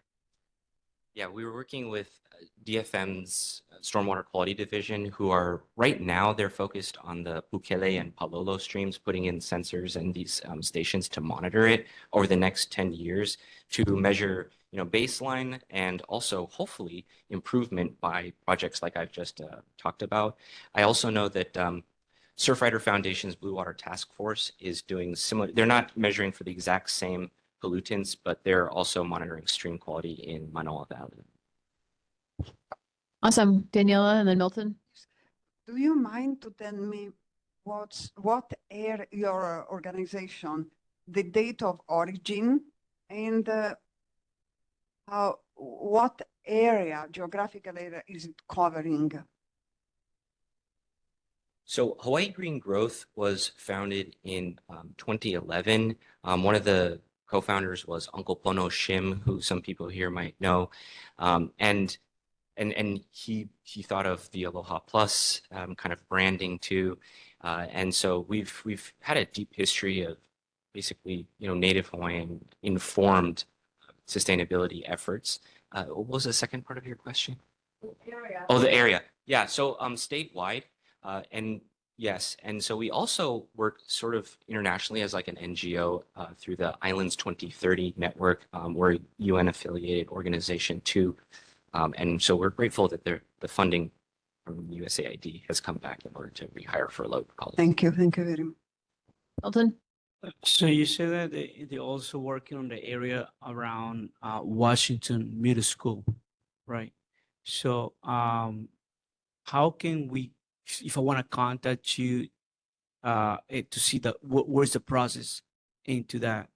So will you be able to give me the answers, or is there somebody else that I can talk to? You can contact me directly. Yeah, I have my email and card in here. Okay, I'll leave this with you guys. All right, thanks.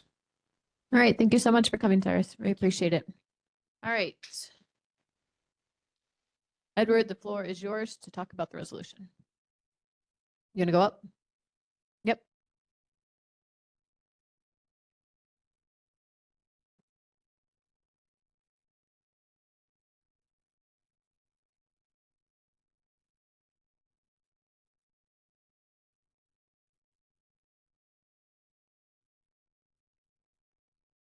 Edward Hall's somewhat of a newbie here as a board member.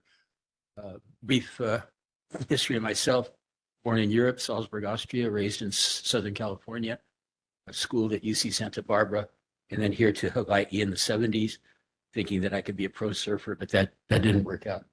And I'm a bicyclist, a dedicated commuter bicyclist. Morgan knows that. And I choose not to drive a car for many reasons. One of them is to fitness level and a daily regimen of that. Anyway, the noise and the pollution coming from these unmuffled cars, trucks, motorcycles, and the one that really irks me are mopeds. Compadre over there, Paul, has talked about this extensively, and especially the two-strokes. My petition is threefold. is a resolution, petition, whatever you want to name it, a bill, and I'd like to see it go through. I have contacted, on the advice of someone in this council, to align myself with the neighboring districts, neighborhood boards, including Waikiki and Makiki.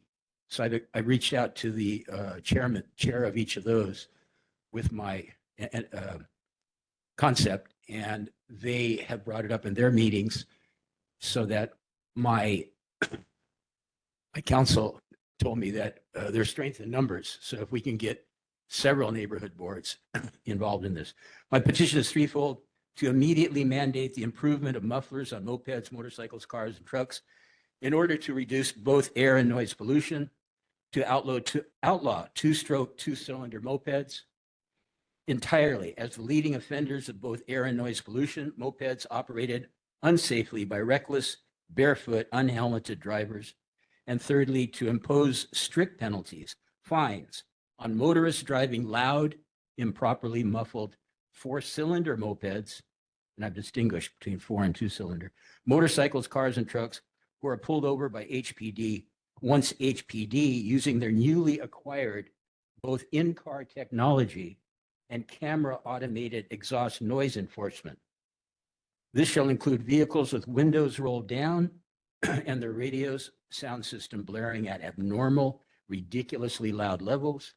Once HPD firmly determines that the decibel level has exceeded lawful standards, following the guidelines that have been set in several cities on the mainland, and I have researched those guidelines imposed by other cities and include them in this, my initial somewhat pedestrian resolution bill. If you're interested, Curtis helped me refine my resolution and put it in a more legitimate format. And I have that if you guys want to see it in its format, this new format. I have that for you. Just come up to me, give me your name and your email address if you don't already have it. I don't know if Morgan sent it out or not. So that's where I'm at. As a bicyclist that is exposed to automobiles constantly, and motorcycles and mopeds, the exhaust coming from some of the tailpipes is suffocating. So you know our air is being poisoned. And yet, what do we got? Like 1 million? 1 minute. 1 million vehicles on this island? Way too many. However, it's not safe to ride a bicycle. I've been on the Mayor's Advisory Committee on Bicycling for the past couple of decades. I worked back with Mayor Jeremy Harris. I visited him in his office. He had his bicycle behind his desk. I worked with Kurt Caldwell, and we got the King Street done. I was on that committee 7 years ago, and I'm close friends for many years with current Mayor Rick Blangiardi, and I talk to him regularly. Anyhow, that's my resolution, and I don't know what the next step is. The Roberts. All right, someone will need to. So thank you, Morgan. All right, Edward, do you want to stay there in case people have questions? Okay, sorry. Curtis says that you can also sit if you would like to. Thank you for that. All right, so does anyone want to motion on the board to have a discussion about this resolution? Or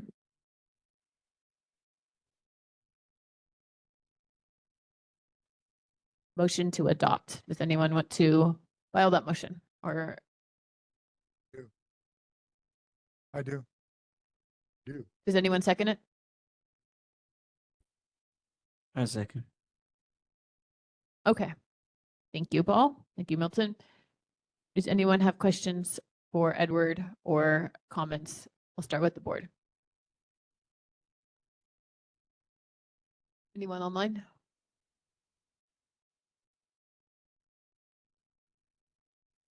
All right. Well, I have a question first.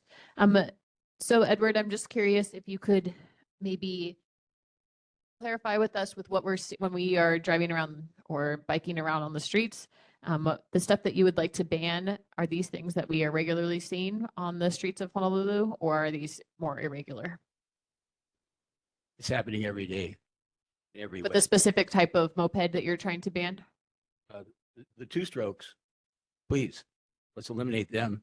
I know that's going to hurt people with not much income, especially students and stuff, but you can kick it up to a 4-cylinder, one that's properly muffled and a newer model. And yeah, those are the worst offenders, but automobiles with loud, unmuffled cars, even U cars, where they take the muffler off so that they got a street car. Okay. Is there a cost differential between those types of mopeds? Is there a cost differential? Yes, if you were going to try to buy one that was quieter, is that more expensive? Is there a reason why people buy the other one? Common sense would tell you, yeah, there is a cost differential, I'm sure. How much, I can't tell you. Can you, we can't hear you in the microphone. Okay. All right, no one else Milton, go ahead.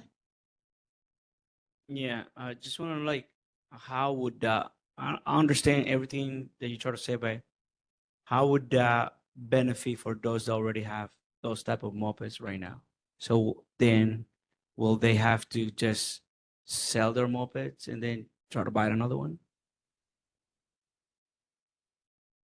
We cross that bridge when we come to it, Milton, you know, and we'll figure it out. If they're really indigenous and they don't got no money, we'll help them move up to a 4-stroke. You know, I'm sure we can get some funding from some bazillionaire here in town. Okay, go ahead, Laura.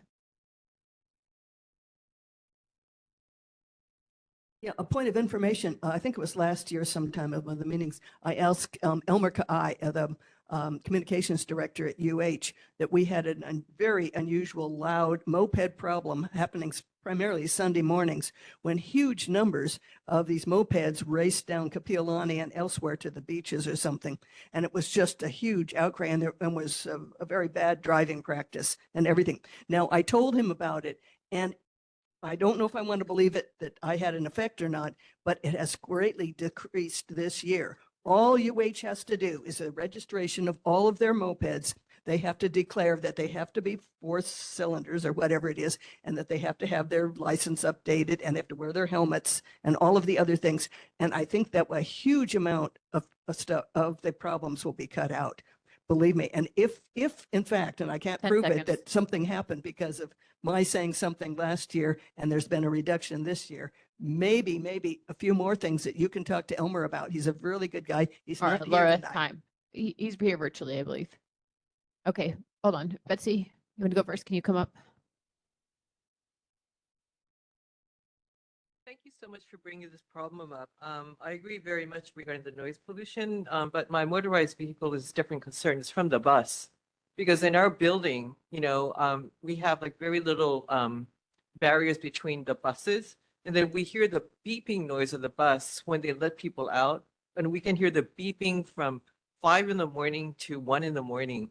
You know, so, and it's the number 2 bus stop that stops right in front of our bus stop. So I want you to understand that it's 30 not just seconds. the private, but it's like the bus. And I was wondering, I did try to call in a complaint about this to the bus, but does anybody know who specifically at the bus I should address this issue to regulate the number 2 beeping noises getting on and off the bus? That's from, you know, 5 in the morning till 1 a.m. It's crazy. I don't know. Well, I don't either, but you know, you may not have to worry about that if the skyline actually takes place, then you won't have any buses. You have to worry about the beeping. You have to worry about the pollution that's coming out of above us, and if those things are going to fall down on us.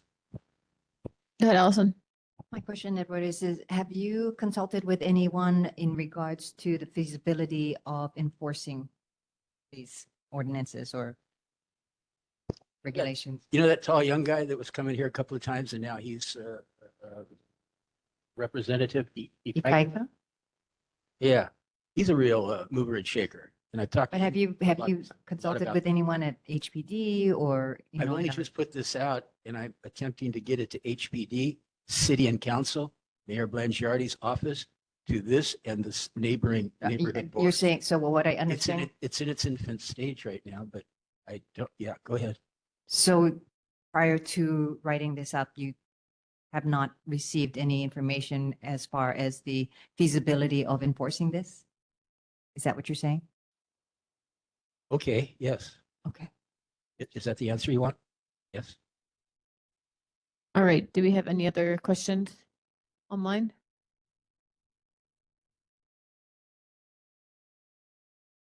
Go ahead, Dale. Thank you. So I just want to say I also agree with the noise pollution, particularly of modified mufflers and even the number 2 bus. I do live along Kalakaua, and I do hear the like the lady was mentioning, the beeping when the bus leans down and up all night, and in particular the loud mufflers that go up and down the street all night. But I do just want to make a comment, particularly on the mufflers. I remember it was Senator Moriwaki or Representative Adrian Tam. They mentioned there's a bill that was in the legislature earlier in the year that would have required the mufflers to be inspected during safety checks.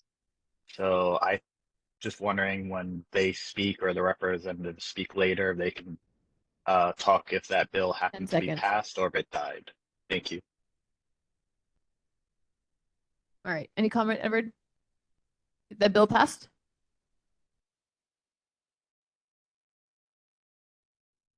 Hold on. Can you pass her the microphone? Someone?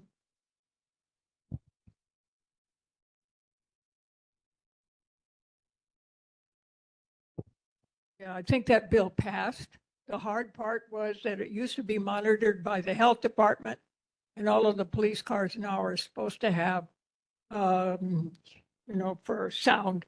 And it did pass as far as I know, because we've been mad about this for a long time. And this 2 strokes are okay if they don't modify the mufflers. That's the deal. You got to do that. Thank you. All right, Joanne? Well, I agree with the speaker, and I think that even though we make these things laws, there's a lot of people with no common sense, so they're going to continuously do this. So what I did was I started posting people on social media. So maybe take a picture. It kind of worked with one guy that I'm very irritated with down my street who owns a restaurant. But if I got a response because I post his business. I mean, the name of his business and about the things he's doing on social media, and that did get him. Let's stay on topic. Well, that's what I'm saying. Post on social media, that might work too, along with trying to get this to become more stricter laws. That might help personally to do it on your own. Okay, thank you. All right. I think we're done with comments and questions. Is there a motion to take this to a vote? Okay, Aldana, absent. Davaye, abstain. Galdera, absent. Hulls, aye. Chuck, Abstain. abstain. Kim, Abstain. abstain. Lee, abstain. Minervi, aye. Quadri,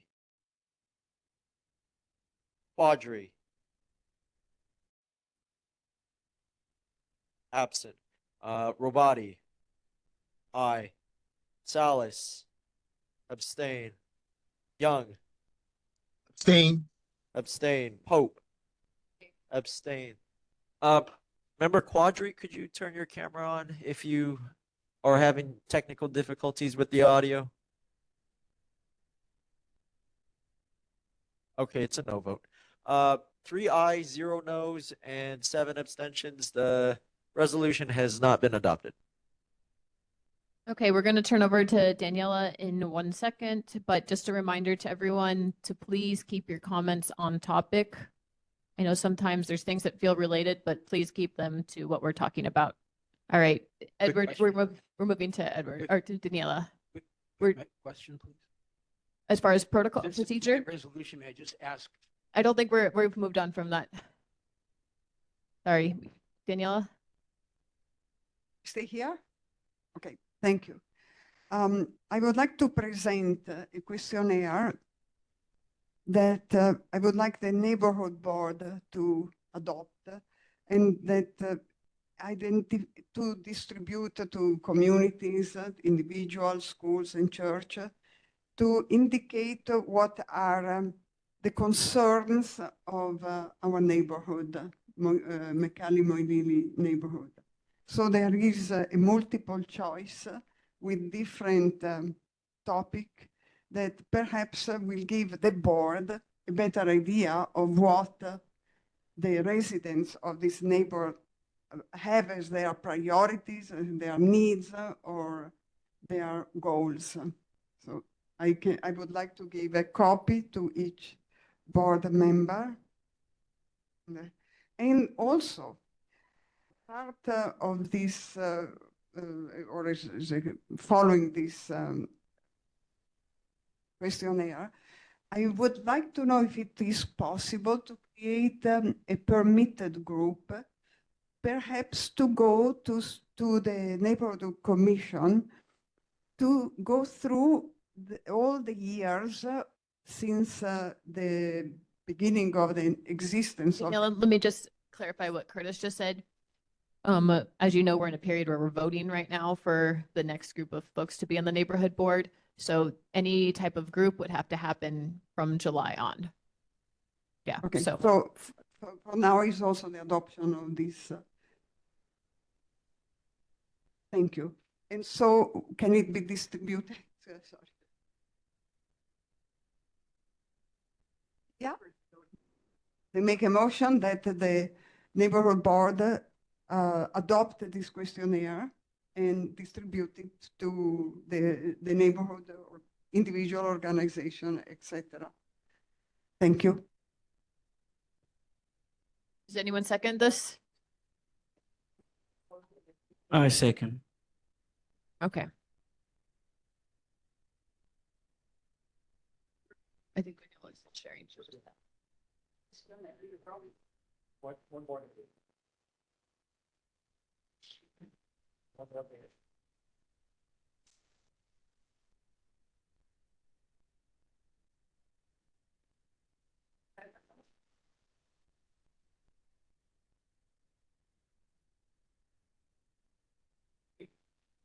All right, Daniela, did you want to open it up to discussion or do you have a couple more things to say about this?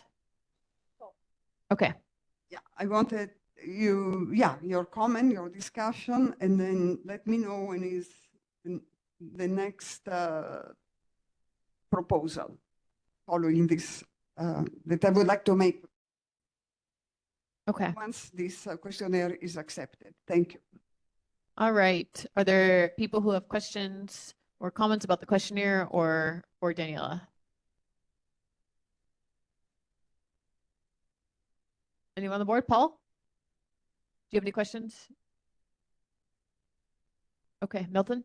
I just have a comment. Maybe if we could wait until we have more personnel in the board, but up to you. We only have one seat that's not filled right now, and that will be after tonight. Okay. Yeah. Never mind. Okay. All right, Michelle. Yes, I have a couple of questions. I guess the first one is, what kind of resources does the neighborhood board have to kind of conduct a marketing survey like this, even of the residents? Like, would it be printed and mailed out to people, or how would it be distributed? Hello, this is Curtis. The questionnaire would not be mailed out by us. It would be distributed by the neighborhood board members. And you can also do it electronically. It would be completely run by the board members. Are there other neighborhood boards that have conducted surveys like this? Yes. Do you know if it would be possible for us, before we vote on this, to maybe look at examples of other ones and understand how it was implemented? My concern is that without, kind of a plan of how it would be distributed, we don't really have a way to know whether we're in fact distributing it, equitably throughout the community, and therefore giving people a fair opportunity to respond. Daniela can explain further about her distribution methodology. It's her survey. Thank you. I would imagine that if we advise the neighborhood board to pass this information through email to organizations, schools, churches, individuals, whoever is interested and is somehow participate to the neighborhood board by in person or with Zoom will have the access to this questionnaire. And people who don't are not so involved with the community are just welcome as well, but it will be hard to reach them technologically speaking. Michelle, did you have any follow-up questions?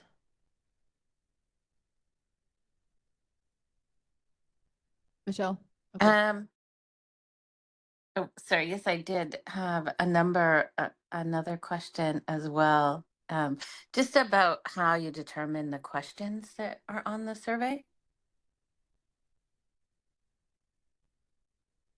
The best thing would be to read them aloud, or unless you want some I think she was wondering how you picked them. Oh, I picked them in such a way that the community could determine what is important for the community. And so I wanted to give the community the choice to be how much wanted to have an interaction with the city, with the state. And there is from strongly agree, somewhat agree, neither agree nor disagree, somewhat disagree, and strongly disagree, and to facilitate the involvement and participation of the community at large in every step of a city and state proposed project, for instance, or to invite it's important to invite the city and state officials to assist the community and provide satisfaction, solution, mitigation to its needs of the community. Or is the community interested in addressing basic needs, food, education, health, housing, safety, community building? Is the community interested in providing low-income rental housing for families of individuals? Always between strongly agree and strongly disagree. Create hubs for collecting and free sharing of food, books, clothing. Daniela, since your slide is, your thing is the presentation's online, probably we can skip this part of going through all of it. Unless there's a specific thing. I didn't plan to go through all of them. Yeah, I don't think you need to. Yeah, but just to show that it covers the overall basic needs and needs also of interaction with the city and with the state. Okay, thank you. Yeah, Anything else, Michelle? I am just a little bit confused by some of the questions, so I would imagine that others reading this would maybe also have some questions about exactly what the questions are asking.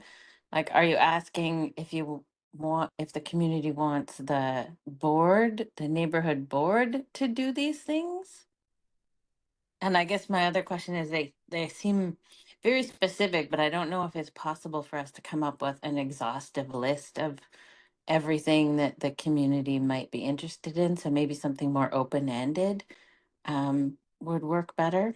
Yes, I also have the last question is to add other needs and concerns to be addressed, please write. So it's definitely the community has a place to write its own comments and whatever one. It would be like if I would ask you individually. Right. Yeah, and I think In this actually to community, me that what are might your be priorities? the only question we might need is that one, asking people what their priorities are rather than giving them a list to pick from that are maybe priorities we picked already. You're right.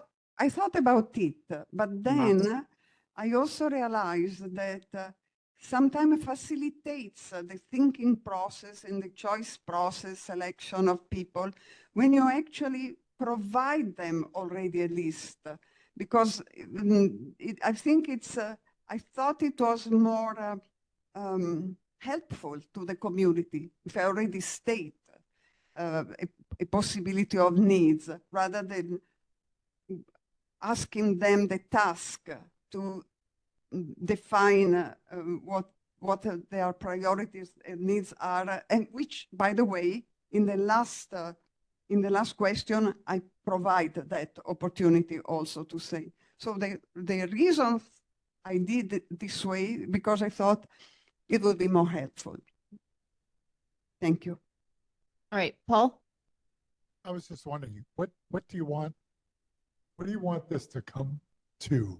What do you want from this? Yes, I would like that data. Perhaps the neighborhood board knows better where to put its own energy in order to address certain needs.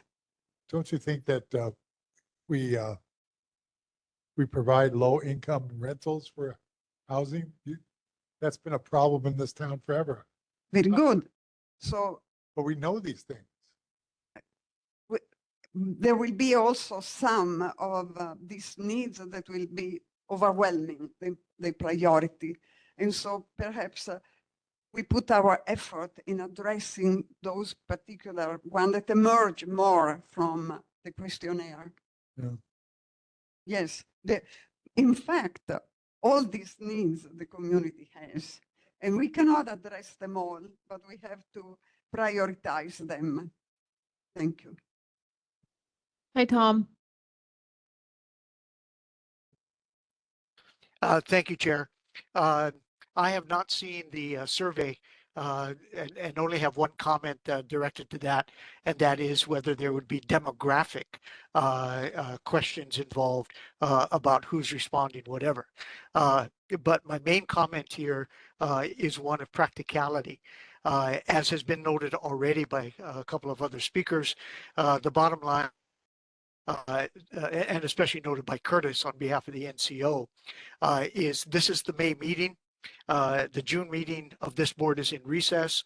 There may be a May 29th special meeting. You have on the agenda a motion to reschedule the July meeting.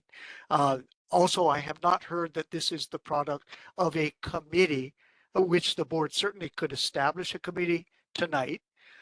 It could meet in accordance with Sunshine Law until whenever be reconstituted after the July 1 start of the new term. But I think for a lot of the questions that are coming up in discussion, et cetera, and the pragmatics of how do you distribute this, how do you score it, et cetera, those are things that really need to be conducted in committee and brought to the board. But in the interest of the remaining schedule of this board term, this is something that certainly can be continued outside of the regular meeting in preparation for whatever you guys may want to do this summer. Thank you, Chair. Thank you, Tom. Daniela? I have no comment at the moment. Yeah, just one quick thing is you might take the email list that we're already on for telling us when the board meetings are and use that as distribution. What we need to have is just a place where people can put their results into a, I don't know what the vehicle would be. Google Forms or fill it out, whether they fill it out in person or they fill it out, that would be the only thing that's needed. But definitely that whole email list would be good. Thank you. Allison?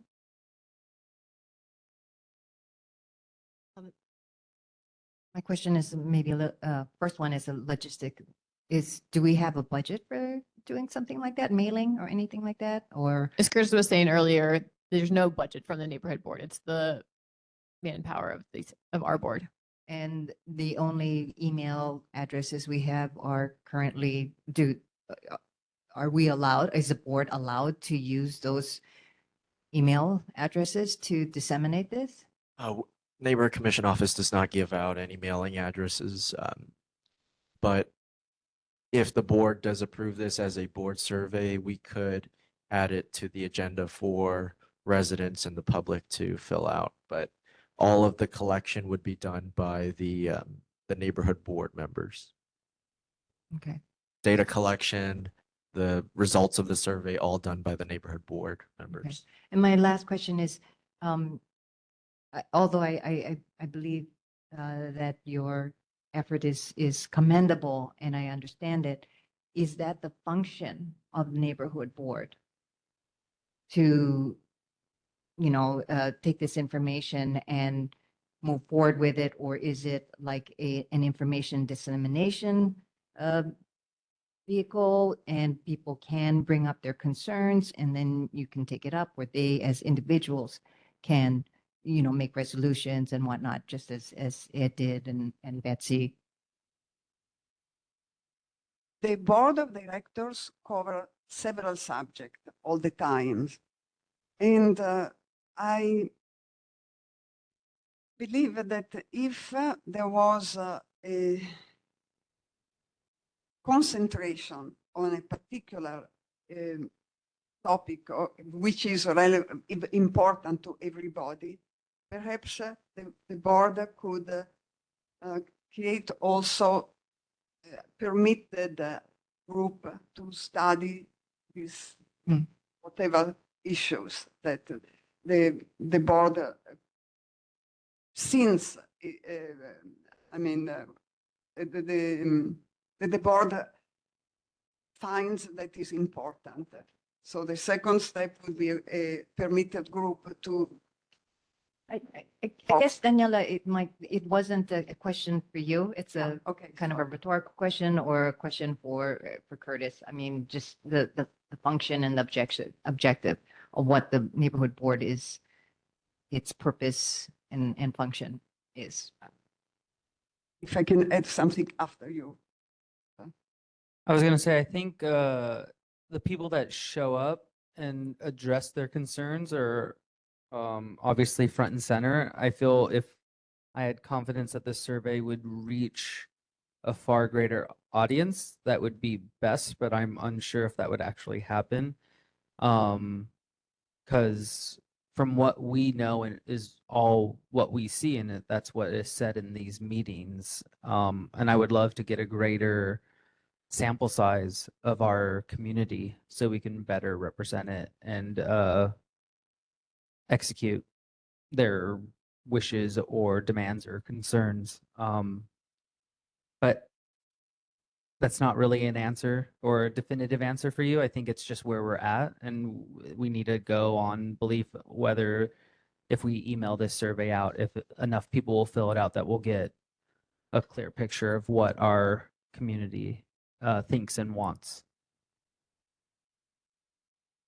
Daniela, I really appreciate your initiative on this project, and I know that you have experience working on these types of things to get community feedback, and I can tell in what was here. I am personally going to motion that we table this until the next term comes in, because I do think that it would benefit from having the buy-in of more people than you, especially because we don't have a giant listserv that we can email it to, which would make it way easier. So that would push it to, I guess, the July agenda.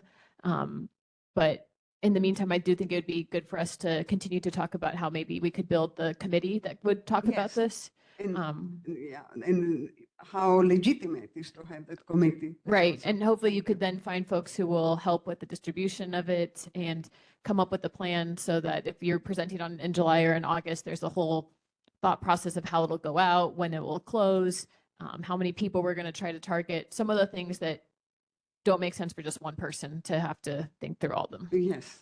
So That's fine. do we have a second for this motion? I second. Are there any objections? Okay. Daniela, thank you for working hard on this. Thank you for raising the discussion. Let's keep talking to me about it and we'll figure out. Certainly. Thank you. Thank you everybody for your input. Okay. All right. We're going to move on to our third time's the charm, maybe, for the Makiki Stream resolution. This has been something to recap to folks who haven't been here. We had this on our agenda several months ago in March, and one of our board members wanted to make some edits to it. The original authors of the resolution didn't feel like that properly represented what they were trying to accomplish with the resolution. And so we are going to be voting on the original resolution today. I know Ian and Betsy are here. You guys want to give your 10-second spiel? I think everyone on the board is familiar with this resolution at this point, but Ian did make some changes at the last that you might just want to talk about. Sure. Thank you very much, Chair, and thank you for introducing. Again, Ian Ross, McKeekee Neighborhood Board. Our board passed a substantively similar resolution back in, I believe, October. The McKeekee Stream flows from the mountain through both of our districts. Real briefly, I took Member Aldana's a lot of her language and looked at it to try to capture some of the spirit of what she was saying. But this resolution does 6 primary things. It has to do with enforcing non-trespassing and signage, regular and transparent water testing, frequent cleanups, prioritizing public health, and increasing outreach for services, housing, social services, etc.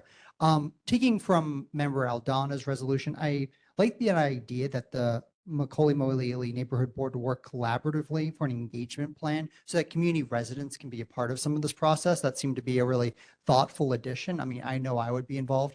As one point of information, apologies for yawning in the back. I got up early this morning and I was actually involved in a similar cleanup in Waianae at Sewers Beach. So these types of things in collaboration, they really do happen pretty frequently. The only other thing I would add here is, our board listed our priorities for this cleanup. I just encourage this board to just be specific on what types of things you envision for the area. You already had a robust conversation on beautification. There's that idea of fences. If you were to wait a little bit longer to get the exact language, I understand for that sort of rank ordering. But really from what I was hearing from residents is they want a specific request. They want a laying out because vague requests of government to fix problems, of course, gets vague responses. And I'll close on this point. We were told at our neighborhood board that on April 24th, that there was another cleanup action that occurred there. I've tried to reach out to the government's rep. I didn't quite get an answer in time as to what happened. But if these cleanups and these actions are going to happen, a clear community statement on what we'd like to see done might actually bring about some changes in the way enforcement actions and other things occur. So I think there's some value in this resolution. Thank you so much. Betsy, you want to add anything? Sentences. As you know, I've been a resident of around the corner from the McKeekee Stream on Kalakaua South King for over 2 years. And while I do appreciate the efforts of Scott Nishimoto and the prior person's, Councilman Say's efforts, part of the resolution tonight was, as Ian said, is to make more concrete some of the demands, which is to have regular monitoring of the stream, testing of the stream, and also, very congruently with the former presenters on the watershed improvement program. And also this goes in line with what Morgan has said. And, of course, we took into consideration Denderah's, wishes to have more compassionate care for the homeless. So we hope that this resolution will ideally be a win-win for everyone, especially those who are affected by the stream that we're living by, including bus riders like myself. So I appreciate your consideration on this tonight. Thank you. All right. Do we have a motion for this from anyone on the board? Motion to adopt? I think Milton wants to do this. Daniela, can you or could someone hand Milton the mic? Motion. All right. I'll second. All right. Are we ready to go to a vote, or does anyone have any questions for Ian and Betsy? Please go ahead and vote, please. It's already late. Please go ahead and vote. All right, let's vote. Aldana, absent. Del Valle, Aye. aye. Goldera, absent. Holes, aye. Kachuk, Aye. aye. Kim, Nay. nay. Lee, aye. Benerby, Aye. aye. Quadri, Aye. aye. Robati, aye. Salas, Aye. aye. Young, Aye. aye. Pope, abstain. On a vote of 9 ayes, 1 nay, and 1 abstention, the resolution has been adopted as written. All right, after 3 or 4 months. All right, so we're going to move on to our motion to reschedule the July 2025 meeting. As a reminder, the June meeting is in May, the last week of this month. And if you looked at your calendar for when the July meeting is, the July meeting will be held on July 3rd right now. Everyone's feeling like they're going to come to the meeting on July 3rd. I don't think we need to motion to reschedule this.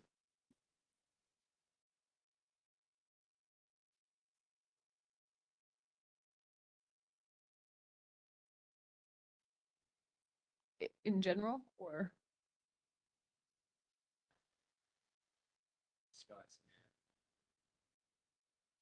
Okay, well, hold on. Do people feel good about the July, keeping the July date? July 3rd. Okay, the June date is going to be the last week of May. We're having it on May 29th because the following week, the mayor is doing the town halls. All right, so we changed it in case folks here want to go to the town hall with Mayor Blangiardi. The July date is on July 3rd, aka the day before Independence Day, which I understand some people will celebrate here. So I'm sorry, Milton? So is there a motion for someone who wants to change this?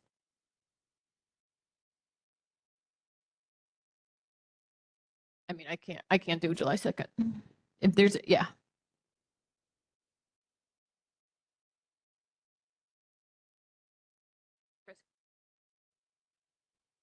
I'm okay with July 3rd, but I'm just one person. If anyone else has any conflicts, feel free to voice. I'm good with July 10 too. That's great. I mean, July 8th, right? No,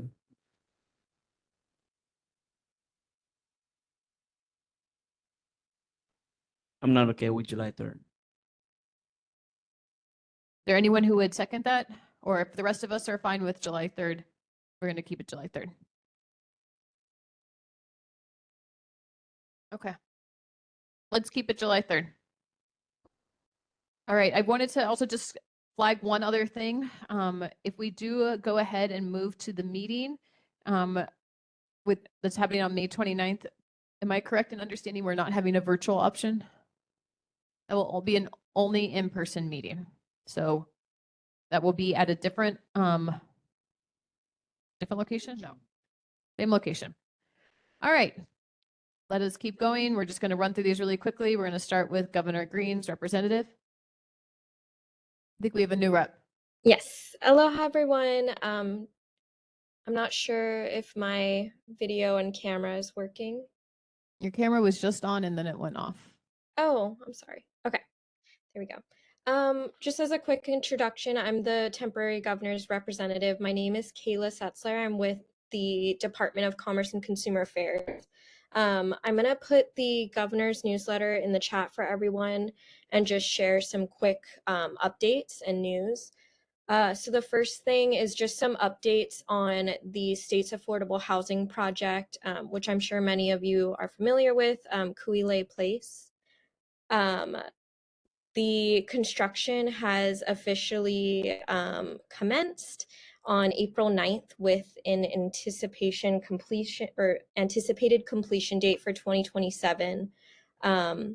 It'll provide 1,000 homes on the 3 acres. And it is designed with sustainability in mind. So it's going to feature Hawaii's first residential on-site gray water reuse system, which is expected to conserve around 11 million gallons of water annually. It's as well as having solar hot water systems, Energy Star appliances, EV charging systems.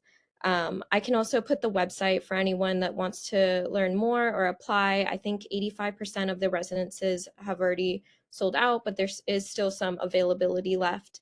I also just want to mention, I did hear the concerns earlier over the parking and potential traffic, and that is something that I plan to include in my report that goes to Gov's office on that. The other thing, another update from Gov's office is the launch of Operation Hire Hawaii. So it's a statewide initiative that's trying to expedite the state hiring process. Currently, there's hundreds of positions open on the website, and there's going to be new ones added daily. And then the last thing is just want to share a big mahalo to all state employees and everyone who works in public service. May was proclaimed as Pride in Public Service Month, so just a thank you to everyone. And then just a reminder, I'm going to have the link for the newsletter is going to be in the chat. I can also put the website for Kuilei Place for anyone interested in learning more or applying. And then I will be taking back any questions, concerns, and putting it in my report or getting you guys whatever information. Thank you.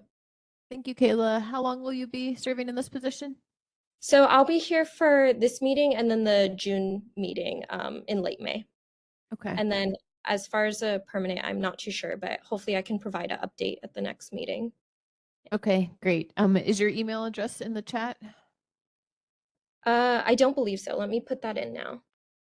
Thanks. I was working on some stuff earlier this year with Brooks with regards to getting guests for these meetings, so I may follow up with you about that. We were trying to get DOE in particular to come. Oh, okay. Sounds good. All right. Any questions for Kayla here for the board? Or online, community members? All right, go ahead, Kate.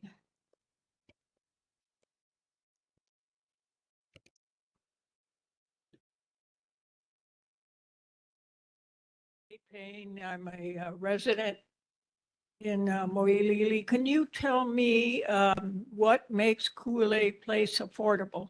Everything I've seen on Zillow is 700,000 and above. And did they get EUA authorization to do that building? I apologize. I'm not a subject matter expert in this. I can provide the website information that should have the information on the HHFDC requirements and how it will provide the affordable housing. I can also reach out to HHFDC and try and get someone if you'd like to speak on Kuilei Place.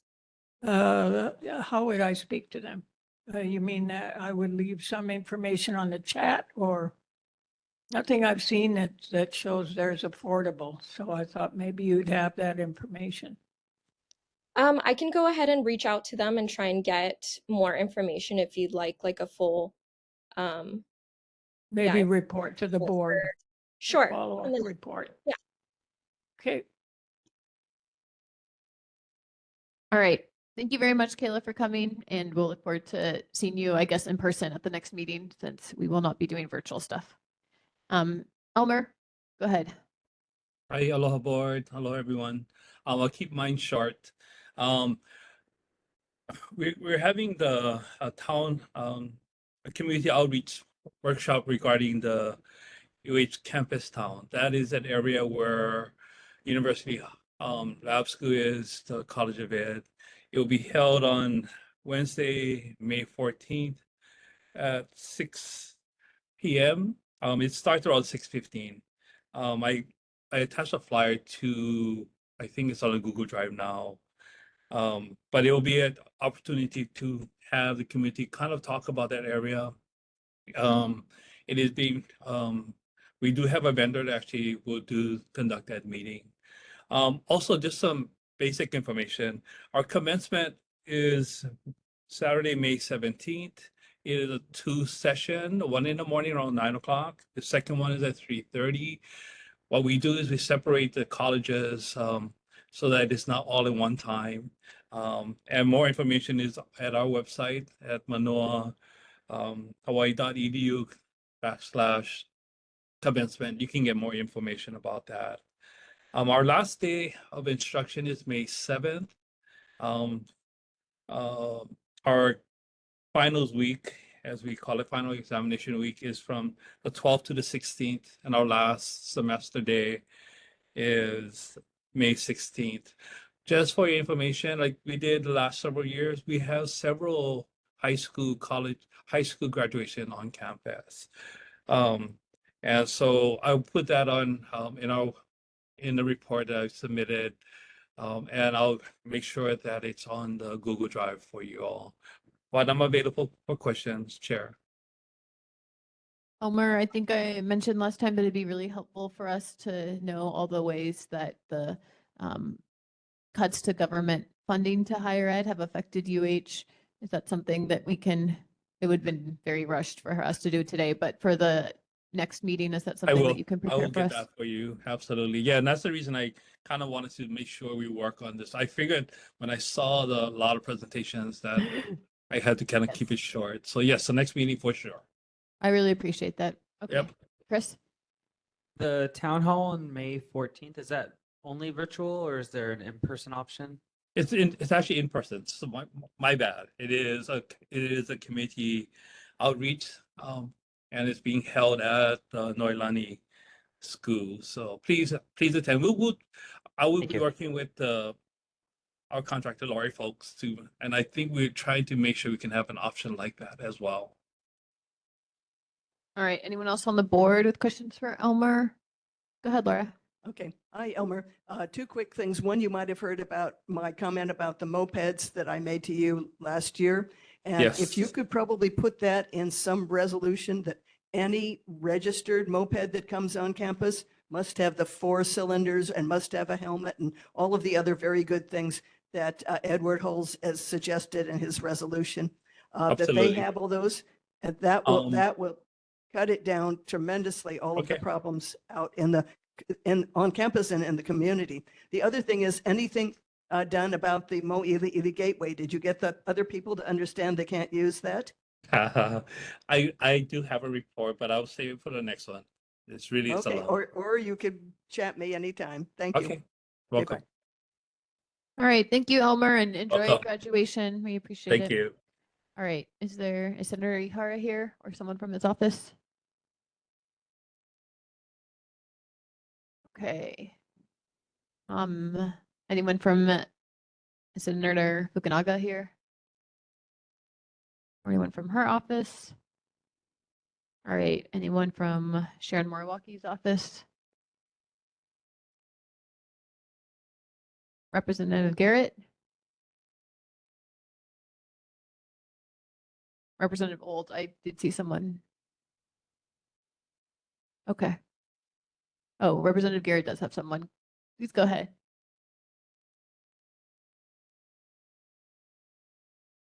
Who? Takemi, are you here? All right, we will go back to you if you do end up coming. Representative Old, I think Jeanette is here.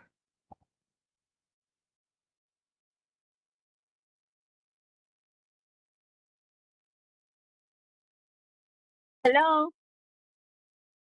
Hello, can Hi. you hear me? Is this Hi. Takemi? Yes, I'm so sorry to bother you. Go ahead. Are you able to turn on your camera, please? I'm so sorry. I'm driving right now, so is it okay if I don't? Yes, we definitely So understand. sorry about that. Can Go you hear ahead. me okay though? We can hear you fine. Okay.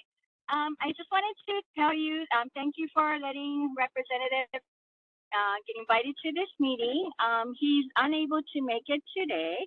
However, I have a few things to share with you. And one is that tomorrow we'll be ending the session, adjourning tomorrow, and we're sending another 250 bills up to the governor for hopefully his signature. We'll also be sending a newsletter to the district by early June with some updates to these bills and the budget.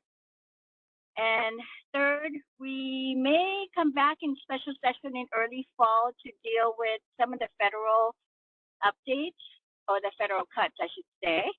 So that could be happening in the fall. If you have any questions, Rep. Garrett will be happy to answer you through email or phone. That's it. Thank you very much. Any questions? Laura has. I just have a comment. Actually, it's for all the senators and all the representatives. Please, please make the language change or the additions in the next iterations of the a statute that has to do with destruction of property. Attorney General Chin says that it's destruction, but we need something that's much stronger for cemeteries and for churches and temples. That needs to be affixed. Something probably already exists in the legislative agenda already. The other one that needs to be fixed is that no brass urns can be brought to any scrap dealers or pawnbrokers, because that is part of the vandalism that's going on too. So please, I need all of the legislators just to make a quick, those are 2 quick fixes. Thank you very much. All right. Thank you so Thank much. you. We appreciate it. Stay safe driving. All right. I think Jeanette is here for Representative Olds. Hello. We can't hear you right now. We're not able to hear you, Jeanette.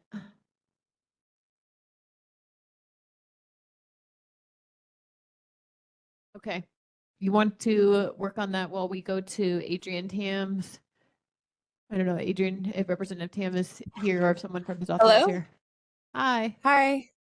Hi, this is Flora from Representative Tam's office. I think Rep Garrett's representative summed up pretty much where we're at with the legislative session and the update for what could potentially happen the rest of this year with the state legislative session.